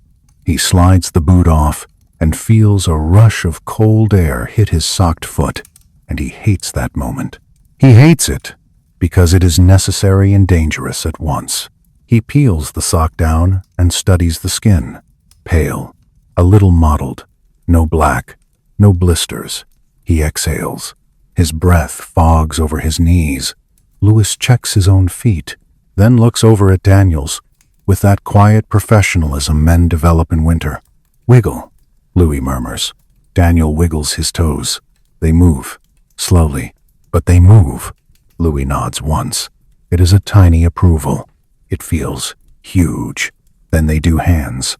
Hands are easier to save than feet because you can put them inside your coat, under your armpits, against skin. You can rub them. You can clench and release. Feet are trapped in boots and pressed against frozen ground all day. Feet are the quiet victims. Still, Daniel looks at his fingers, cracked knuckles, red, raw skin around nail beds, tiny cuts that never heal, because cold keeps skin brittle. He thinks about the body as an engine now, not poetic, just practical. Fuel, heat, maintenance, failures. He thinks about calories. He thinks about how shivering burns energy like a fire you cannot turn off. Then the day's work comes. Not combat, not today. Work. They fluff the fir boughs on the foxhole floor, lifting flattened branches to restore air pockets. Air is insulation. Still air is warmth, held in place. Compressed branches become a bridge for cold. Daniel adds new boughs where he can, snapping them from a nearby evergreen, with careful twists so the crack does not ring too loud. The scent of resin rises, sharp and clean, cutting through the stale odor of damp wool. For a moment, the smell reminds him of something else, something before war, a forest hike, a holiday tree, a cabin. The memory is so gentle it hurts. He shakes it off. He cannot afford to drift into softness. They check the roof canvas. They scrape ice from the underside. They widen the vent gap a fraction. Too much ventilation, and the foxhole becomes a wind tunnel. Too little, and breath turns the interior into a damp trap. Moisture is everywhere. It hides in gloves. It hides in scarf fibers. It hides in the seams of jackets. It hides in sleeping blankets. Daniel has learned to feel moisture the way you feel a bruise. By instinct, he touches fabric and knows whether it is safe or threatening. He holds his gloves up to the air. The leather is stiff. He flexes his fingers inside them and feels resistance. That resistance is ice. He wants to dry them. He cannot light a fire here. Smoke and flame would be a bright invitation. So he uses the only stove he always carries, his own body. He tucks the gloves inside his jacket, against his ribs. It feels cold at first, like placing a frozen fish against skin. He winces and holds still until the cold sting becomes a dull ache. Over hours, the warmth of his core will soften the gloves. Slowly, without steam, without smoke, without risk. It is a miserable technique. It works. They eat rations, chewing slowly because jaws are stiff with cold. Crackers that taste like dust. A smear of something fatty that melts on the tongue. Fat is precious. Fat is fuel. It keeps shivering possible. Louis tells Daniel, quietly, about a man in another section who fell asleep on watch and did not wake up. Not from enemy action, just cold. Daniel listens and feels a coldness behind the ribs that is not physical. He asks, "How'd they find him?" Louis looks away, curled up, peaceful looking, like he was resting. That is the cruelty. Death from cold can look like sleep. Daniel imagines the burial party, hands numb, digging shallow graves in frozen ground. He imagines them using pickaxes, rocks, whatever they have, because the earth resists even the dead. He thinks about the paradoxical undressing again. He wonders if the man removed his coat before he died. Louis does not say. Daniel does not ask. Some questions are hooks your mind can't let go of. The day continues. Then, toward afternoon, something changes. The wind picks up. Not a dramatic storm. Not yet. Just a steady increase. A hiss through branches. A soft roar that makes the forest sound alive. Snow begins to drift across open patches, thin sheets sliding like ghosts over the ground. Wind is worse than temperature. A still -15 can be survived with enough layers and shelter. A windy -10 can cut through everything. Daniel feels it. Immediately. The wind finds seams. It finds gaps between scarf and collar. It slides under the hem of a jacket. It turns dampness into ice faster. It pulls warmth away in a continuous theft. Louis squints at the sky. Blowing in. Daniel nods. They do what they can. They reinforce the roof. They pack snow along the edges. Lightly, not too hard, keeping air pockets in the snow because packed snow becomes ice, and ice becomes a conductor. They angle the entrance covering so drafts are deflected, creating a small bend for wind to lose its momentum. These are engineering decisions disguised as survival instincts. As the light fades again, Daniel feels that familiar sinking. Another night, another round of the same careful dance between warmth and breath. Before darkness fully arrives, they are ordered to assist a nearby position. A man is in trouble. They move through the forest carefully, staying low, stepping where snow is thinner to reduce noise, because deep snow crunches, and crunching carries. Daniel feels the cold in his lungs as he breathes through his nose. He tastes that sharp dryness again. They reach a shallow hole where two soldiers huddle. One of them is sitting strangely, slumped, head tilted as if listening to something far away. His name is Carter. Daniel learns, though the name barely matters in the moment. What matters is his eyes. Carter's eyes are open, but blank. His skin looks pale, almost waxy. His lips are slightly blue. The other soldier, frantic, whispers, He won't wake right." Daniel kneels beside Carter. He touches Carter's cheek with the back of a gloved hand. Cold, too cold. Carter's breath is shallow. His chest rises slowly. There is no shivering. That absence hits Daniel like a bell. Moderate hypothermia, the dangerous stage. This is where the body stops fighting because it has no fuel left to fight with. Daniel's mind goes strangely calm. Fear tries to rise, but training and exhaustion create a cold clarity. "Get him sitting," Daniel whispers. No rough shaking, because rough handling can trigger cardiac arrest and severe hypothermia. The heart becomes irritable. A sudden jolt can stop it.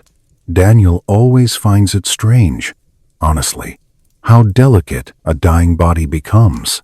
A soldier can survive shrapnel and yet die from being moved too fast and cold. They lift Carter carefully, supporting his back, keeping him upright. Carter's head lolls. His eyes flutter. Louis strips off his own outer coat without hesitation and wraps it around Carter's shoulders. Another man adds a blanket. Daniel presses his hands against Carter's chest, through layers, trying to transfer heat. It feels absurd, like trying to warm a stone with your palm. But they do it anyway. They speak to Carter, not loud, not panicked, firm and steady. "Carter," Daniel says. "Hey, look at me." Carter's eyes flicker. His gaze lands on Daniel for a second, then slides away. "Stay with us," Louis whispers, voice tight. "Move your hands. Come on." Carter's fingers twitch faintly. Daniel knows what they need. They need more heat. They need enclosure.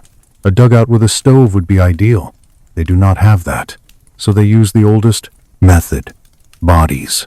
They pile close around Carter, 3 men pressed in tight, a huddle shaped like a knot. They put a coat under him, like a mattress, to block the ground.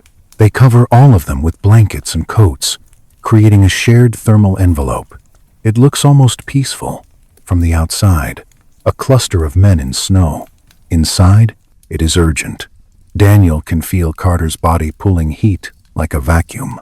He can feel his own core working harder, heart beating faster, because his body senses the cold mass beside him and tries to compensate. He whispers, "Breathe slow, Carter. Just breathe." He is not sure Carter hears. Time passes in strange chunks. Minutes feel like hours. The wind hisses above. Daniel's arms go numb from holding Carter close. He fights the numbness. He flexes his fingers inside mittens. He shifts slightly so circulation continues. Carter's breathing deepens, just a little. Not normal, but less shallow. A faint shiver ripples through his shoulders. Daniel feels relief so sharp it almost makes him dizzy. Shivering is a sign of life returning. They keep him awake, gently, insisting he stay in the thin layer between sleep and consciousness. Because sleep, right now, would let him drop again. Carter murmurs something, a wordless sound. Then a slurred phrase. Warm. Too warm. Daniel's stomach tightens. There it is, the dangerous hallucination. Daniel grips Carter's shoulder. "No, you're cold. Keep the coat on." Carter's hands fumble at the blanket edge, trying to push it away. Louis catches his wrists, firm but not violent. "Stop. Keep it on." Carter frowns, confused. Tears form at the corners of his eyes. He looks like a child for a moment, small and lost. Daniel feels something inside him soften painfully. These are men trained to kill, reduced to children by temperature. They hold Carter's hands until the urge passes. They keep the warmth around him like a command. Eventually, when Carter can speak more clearly, they move him, not far, to a more sheltered depression in the ground, out of direct wind, where the other unit has some extra fir boughs and a thicker roof cover. They do it slowly, supporting him, keeping him upright, not letting him walk too much. Afterdrop is a killer. Movement can push cold blood from limbs back into the core. They handle him like glass. Daniel notices his own breath is loud in his ears now. He notices his own hands shaking, not from cold this time, from adrenaline. When Carter is stable enough, Daniel and Louis return to their foxhole. Night has fully arrived. The wind is stronger now. Snow scratches at the canvas like fingernails. Daniel crawls inside and feels exhausted in his bones. He lies down beside Louis under blankets, and for a while they do not speak at all. Then Louis whispers, "You did good." Daniel almost laughs. The words feel too warm for this place. Praise feels like something from another world. He whispers back, "We kept him here. That's all." Louis breathes out. "That's enough." Daniel closes his eyes. He can still feel Carter's cold skin under his glove, the waxy chill. He can still hear Carter murmuring that he was too warm, the mind lying as the body failed. Daniel lets the memory sink into the dark, not to frighten himself, to remind himself. This is what winter does. Quietly, softly, it tries to persuade you. It tells you to sleep. It tells you to take off your coat. It tells you it doesn't matter. And you answer, again and again, with routine, with touch, with someone else's hand on your shoulder, shaking you awake. Outside, the wind sings through the trees. Inside, 2 men breathe slowly, keeping each other tethered to warmth, to vigilance, to life. For a long time, Daniel listens to Louis' breathing and matches it without meaning to. 2 rhythms in the dark. Close enough that the air between them warms by a fraction. Close enough that even the sound of a swallow feels loud. He notices, with a strange clarity, that fear has its own temperature. It is not hot. It is cold. Fear tightens the skin. Fear narrows the world. Fear makes your hands clumsy. In winter, clumsy hands are danger. So he lets the fear settle into something flatter, awareness. He tells himself, quietly, that this is what veterans learn. Not bravery, not numbness, a steady way of paying attention. A steady way of saying no to the soft voice that invites surrender. His eyelids drift. He does not let them sink all the way. Not yet. Not until he feels Louis shift, just slightly, and Daniel knows, without opening his eyes, that Louis is checking him the way he checks Louis.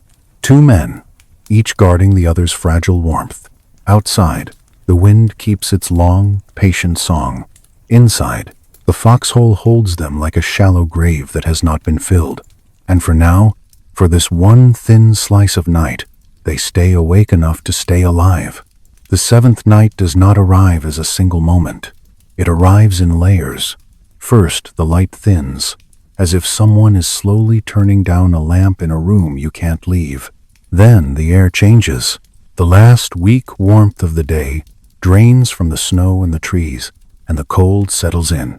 Not rushing, just claiming its place the way water finds the lowest point. Daniel feels it before he sees it.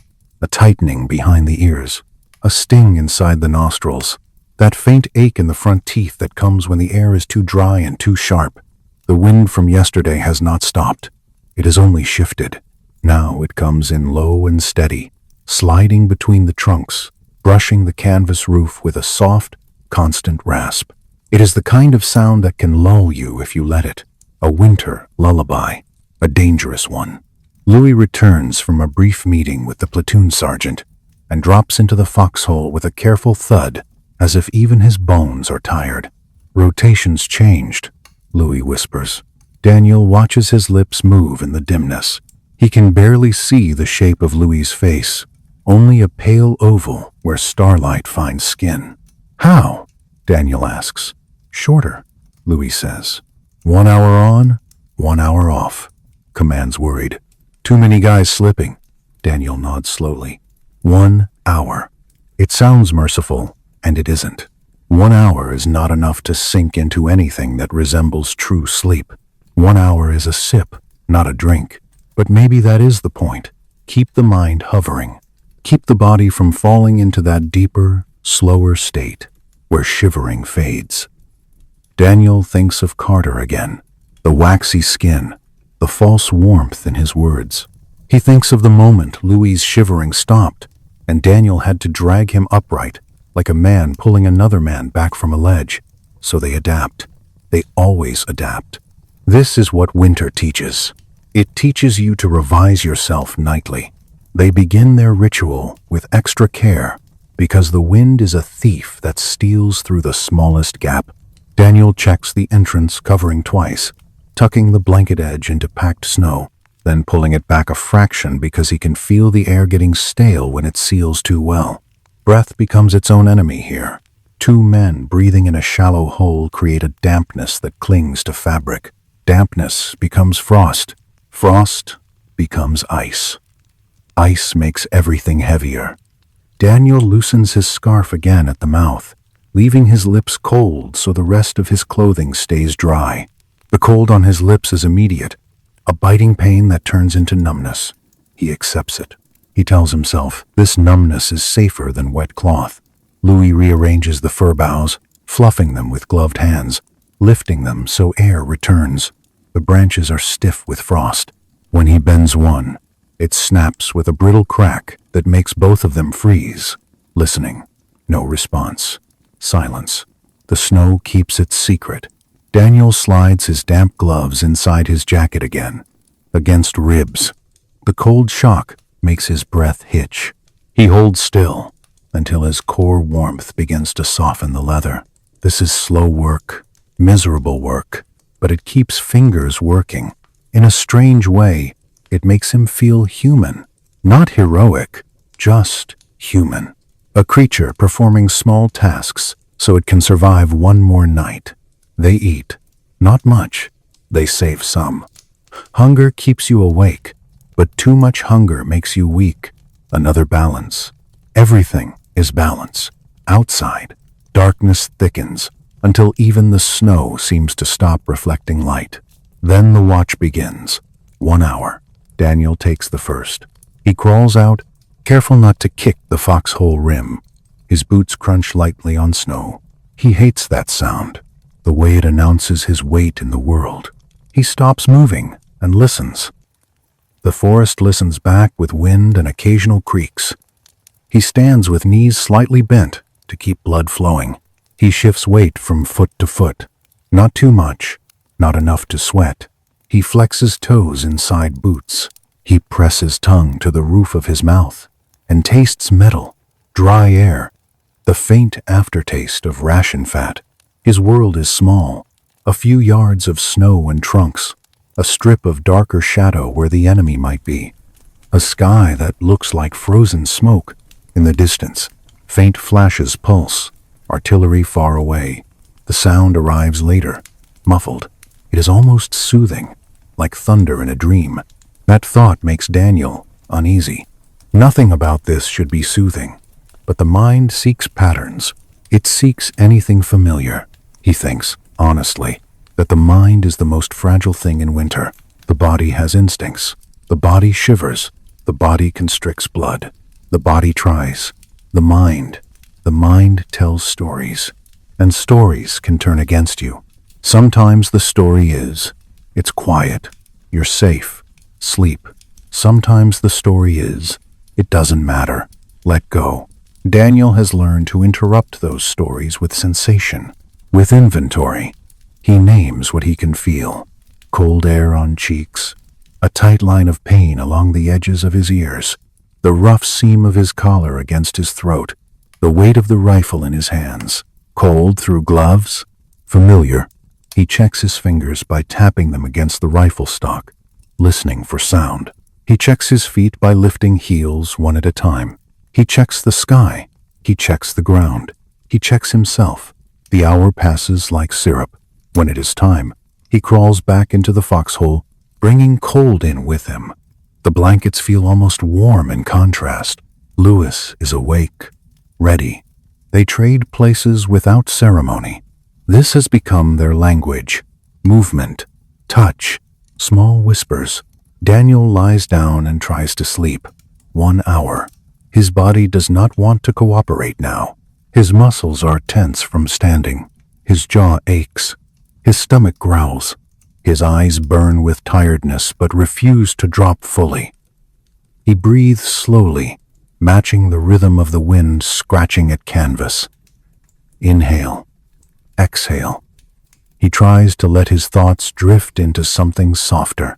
Not memories. Memories hurt. He focuses on the fireplace image he carries in his head.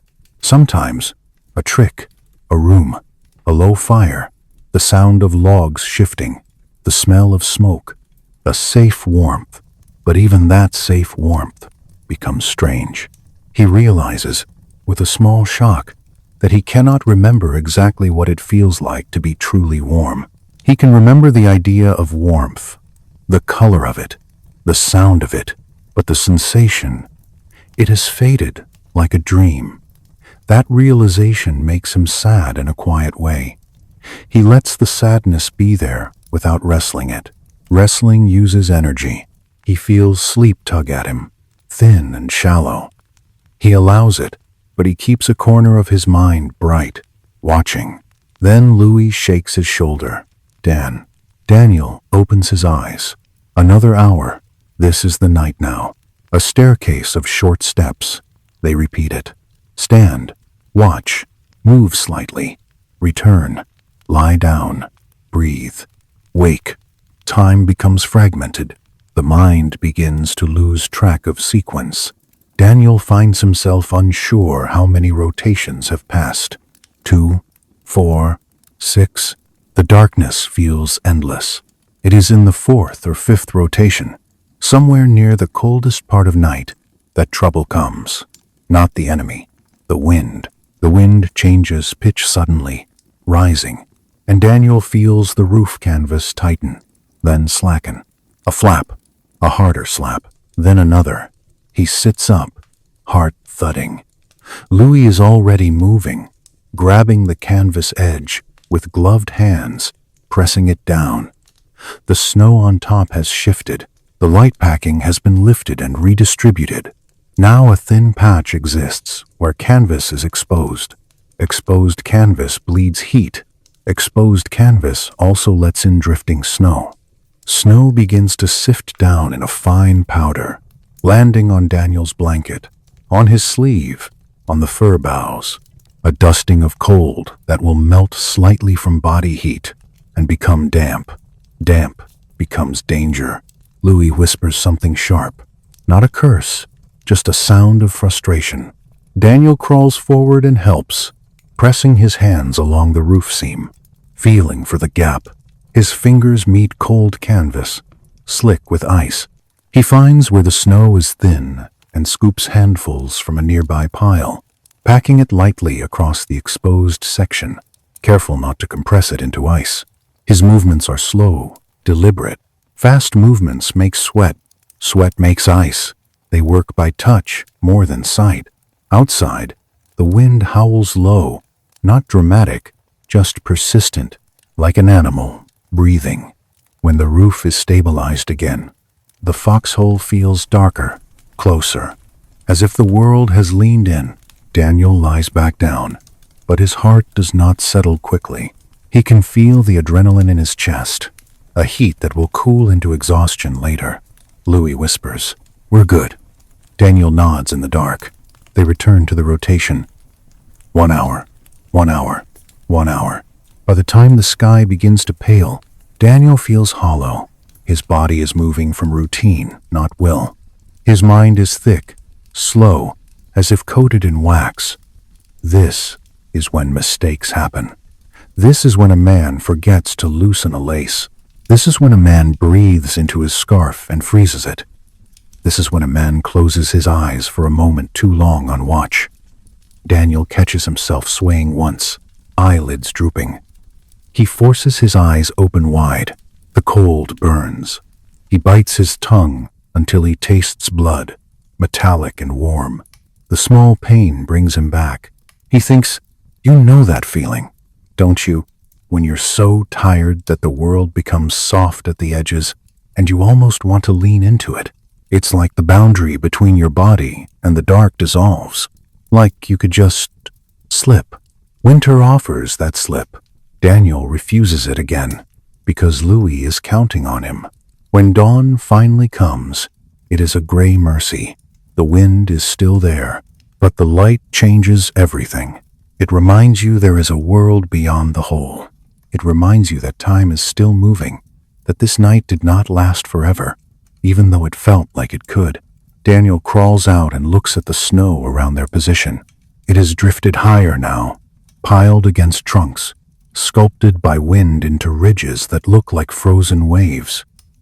He sees something else, too. A faint trail, shallow depressions leading toward their foxhole. Human footprints. Fresh. His stomach tightens.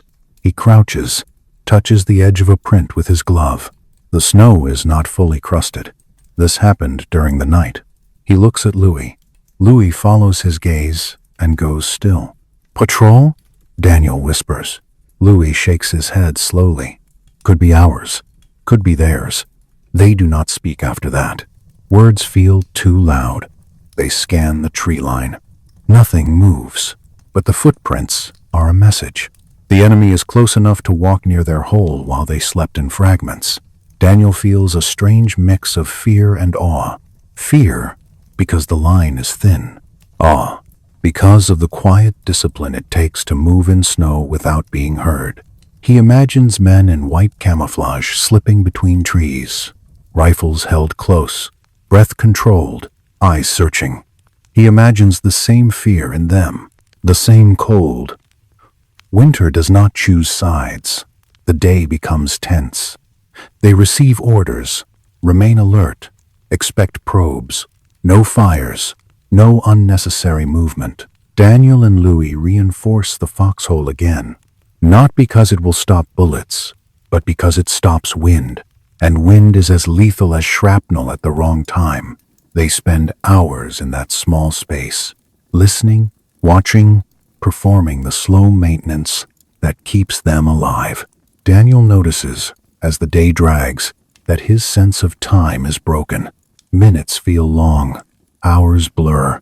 He thinks about how sleep deprivation reshapes reality, how it makes you feel like you're underwater, how sounds become distant. He wonders how many nights like this a person can endure before something inside tears. He remembers hearing that more men were lost to collapse than to bullets sometimes. Not cowardice, just nerves burning out like a wire overloaded too long. He feels the edges of that in himself, a flatness, a numbness. He refuses to call it weakness. He calls it biology. Lewis speaks once, mid-afternoon, voice quiet. "I keep thinking about a bed," Louis says. Daniel almost smiles. "Yeah, I can't remember the weight of a pillow," Louis whispers. "Isn't that crazy?" Daniel feels a sting behind his eyes. He blinks it away. Tears freeze. "Not crazy," Daniel says. "Just human." They sit in silence again. Dusk returns. The seventh night folds itself over them. They prepare. They check layers. They loosen laces. They tuck wet items against skin. They say, fluff bows. They adjust the vent gap. They share what little food remains. They do it all with the calm of men who have done this too many times. Then the rotation begins again. 1 hour on, 1 hour off.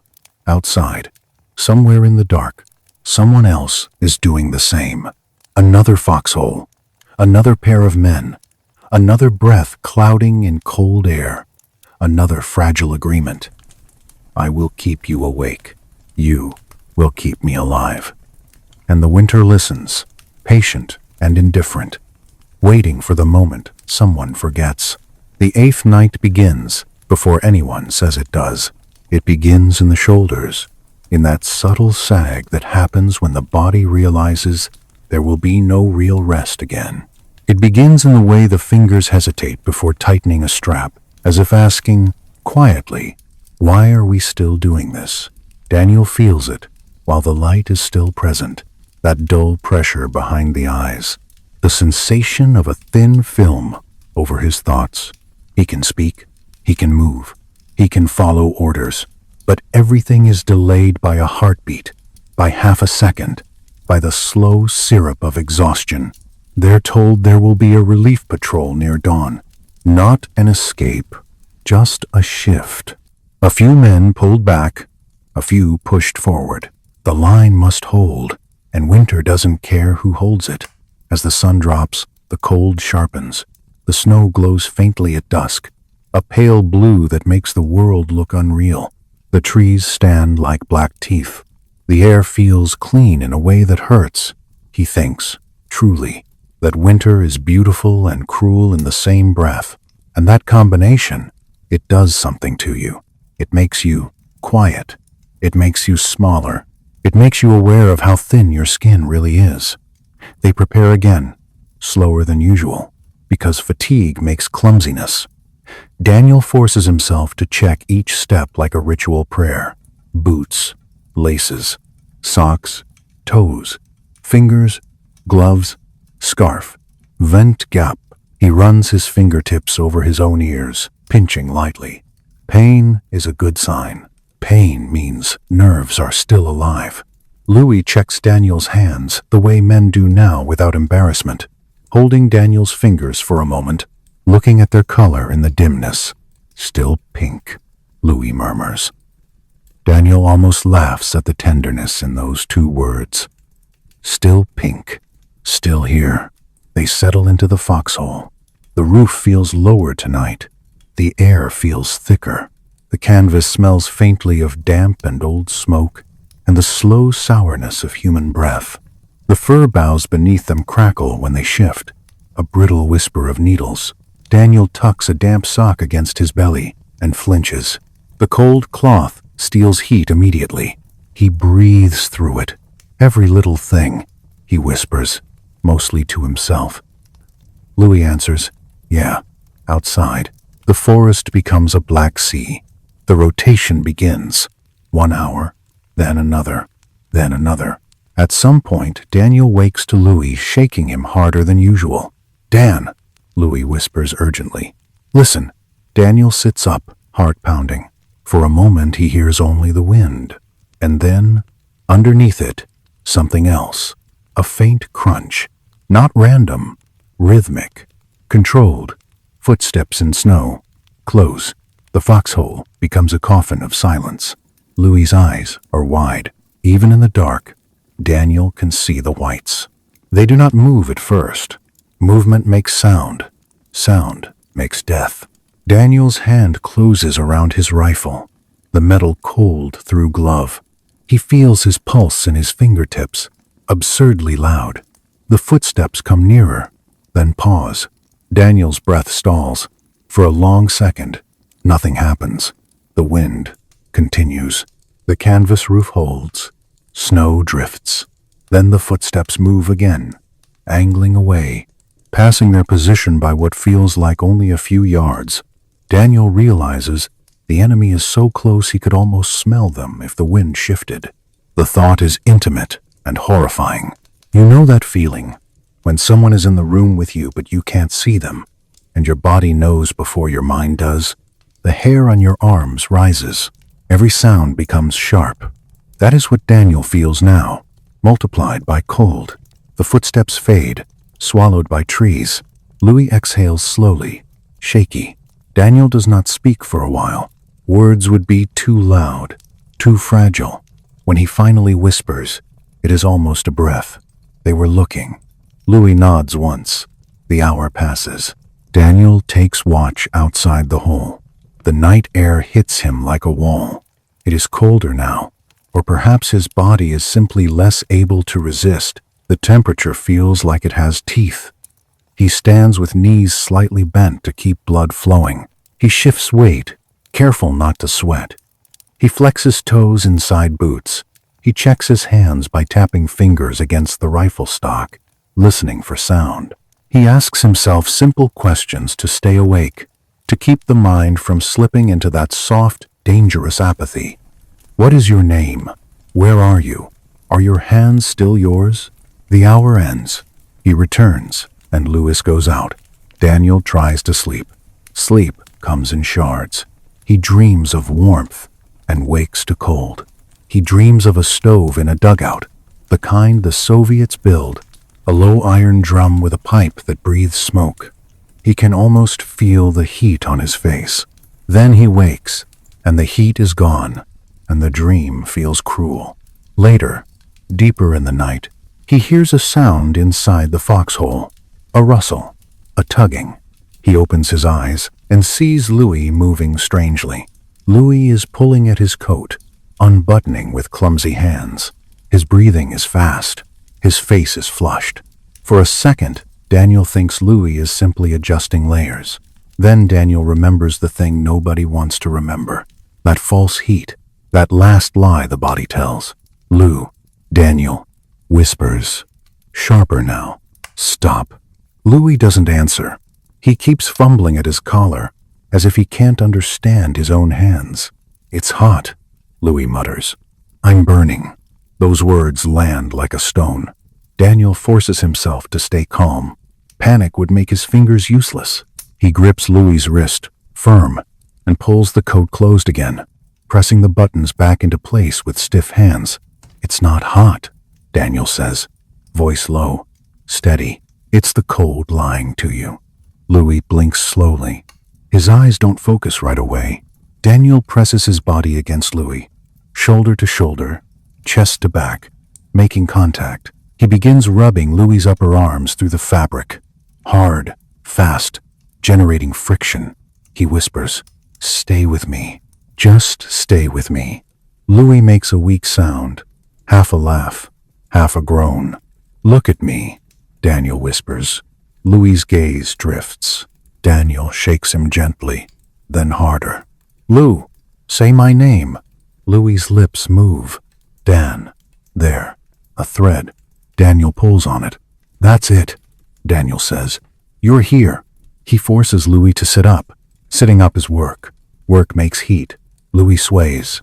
Daniel braces him, arm around his shoulders, holding him like a brother, like a lifeline. There is no shame left in this place, only necessity. Daniel starts talking, softly, continuously, so Louis's mind has something to hold. He describes morning light, gray, thin, but real. He describes a cup of something warm someday, even if it's only hot water in a tin cup. He speaks as if he believes it, because belief is warmth too. Louis's shivering returns, small at first, then stronger. Daniel feels relief. Shivering is a fight. Good, Daniel whispers. Good. Let it happen. Minutes pass. The wind continues. Somewhere outside, the enemy still exists. But inside this small hole, Daniel is fighting a different enemy, the quiet surrender of the body. Gradually, Louis's eyes clear. The flush in his face fades into a more normal pallor. His breathing steadies. He swallows and whispers, I thought. I know, Daniel says. It happens.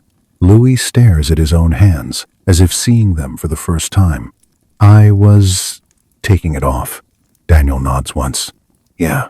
Louis's voice is small. Thanks. Daniel feels something tight in his throat. He keeps his voice even. You'd do it for me. Louis doesn't answer. But in the silence that follows, Daniel feels the truth of that covenant settle between them again. I will keep you alive. You will keep me alive. They shorten the rotation without being told. 30 minutes on, 30 minutes off. They don't trust longer gaps anymore. They whisper each other's names at intervals, not for comfort, but for anchoring. Names are ropes. The hours crawl. Then, at last, the sky begins to change. The black becomes deep blue.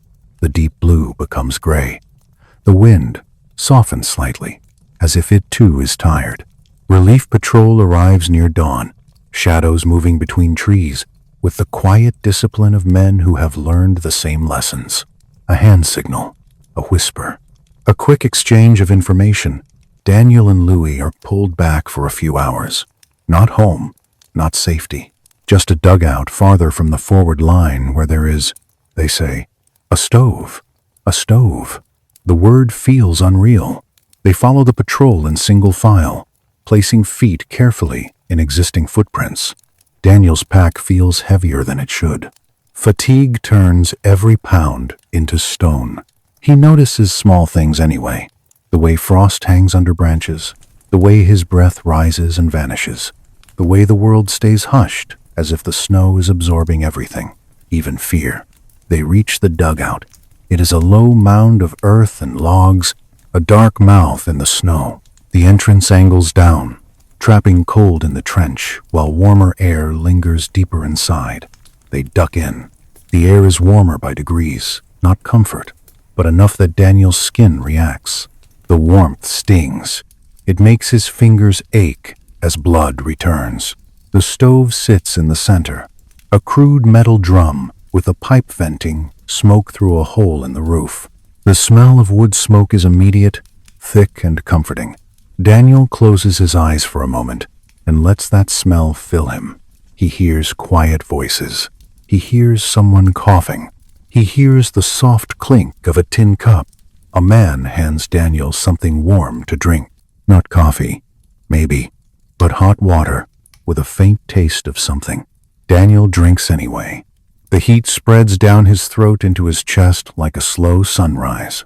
He holds the cup between both hands and just waits, letting steam lick his knuckles.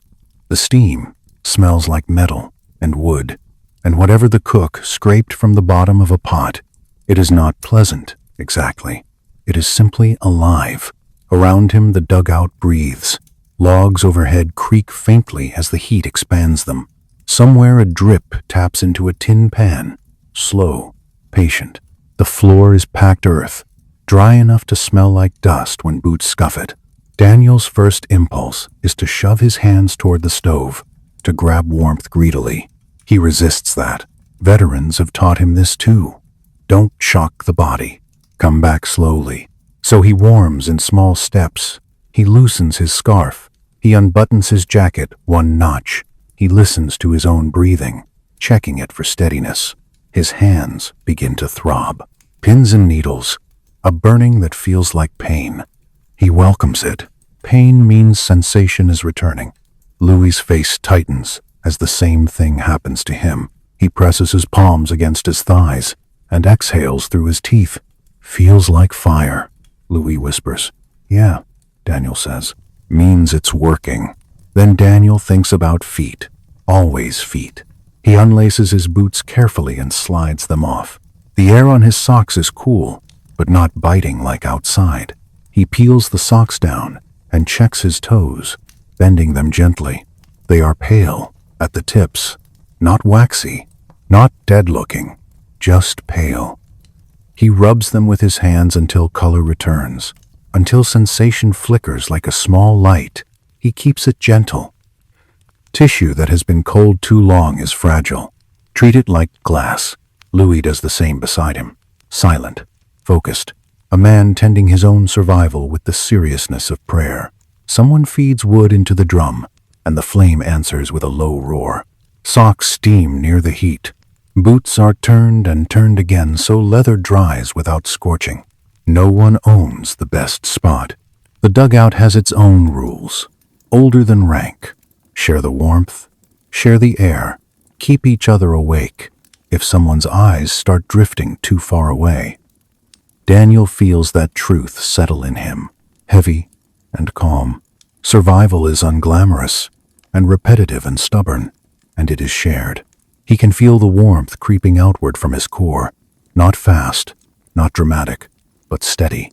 It reaches the wrists, it reaches the knuckles, it reaches the place behind the ribs where fear usually sits, and, for a moment, it loosens that grip. He realizes he is listening to the stove the way a child listens to rain on a roof, a simple sound that says, "For now, you are not freezing." Louis sits beside him. "We made it," Louis whispers. Daniel nods. His eyelids grow heavy. This time, the heaviness does not feel like surrender. It feels like repair. He leans back against the log wall. The stove hums softly. The air is still. The earth above absorbs sound. And if, as you listen, your own body feels a little heavier now, if your jaw relaxes, if your hands loosen, if your breathing becomes long and slow, then you are doing what the winter soldiers could only steal in fragments. Let the cold stay outside the door. Let the wind fade into the distance. Let your mind stop counting the hours. And when you find that soft edge, the place where thought turns into dream, step over it gently. Good night.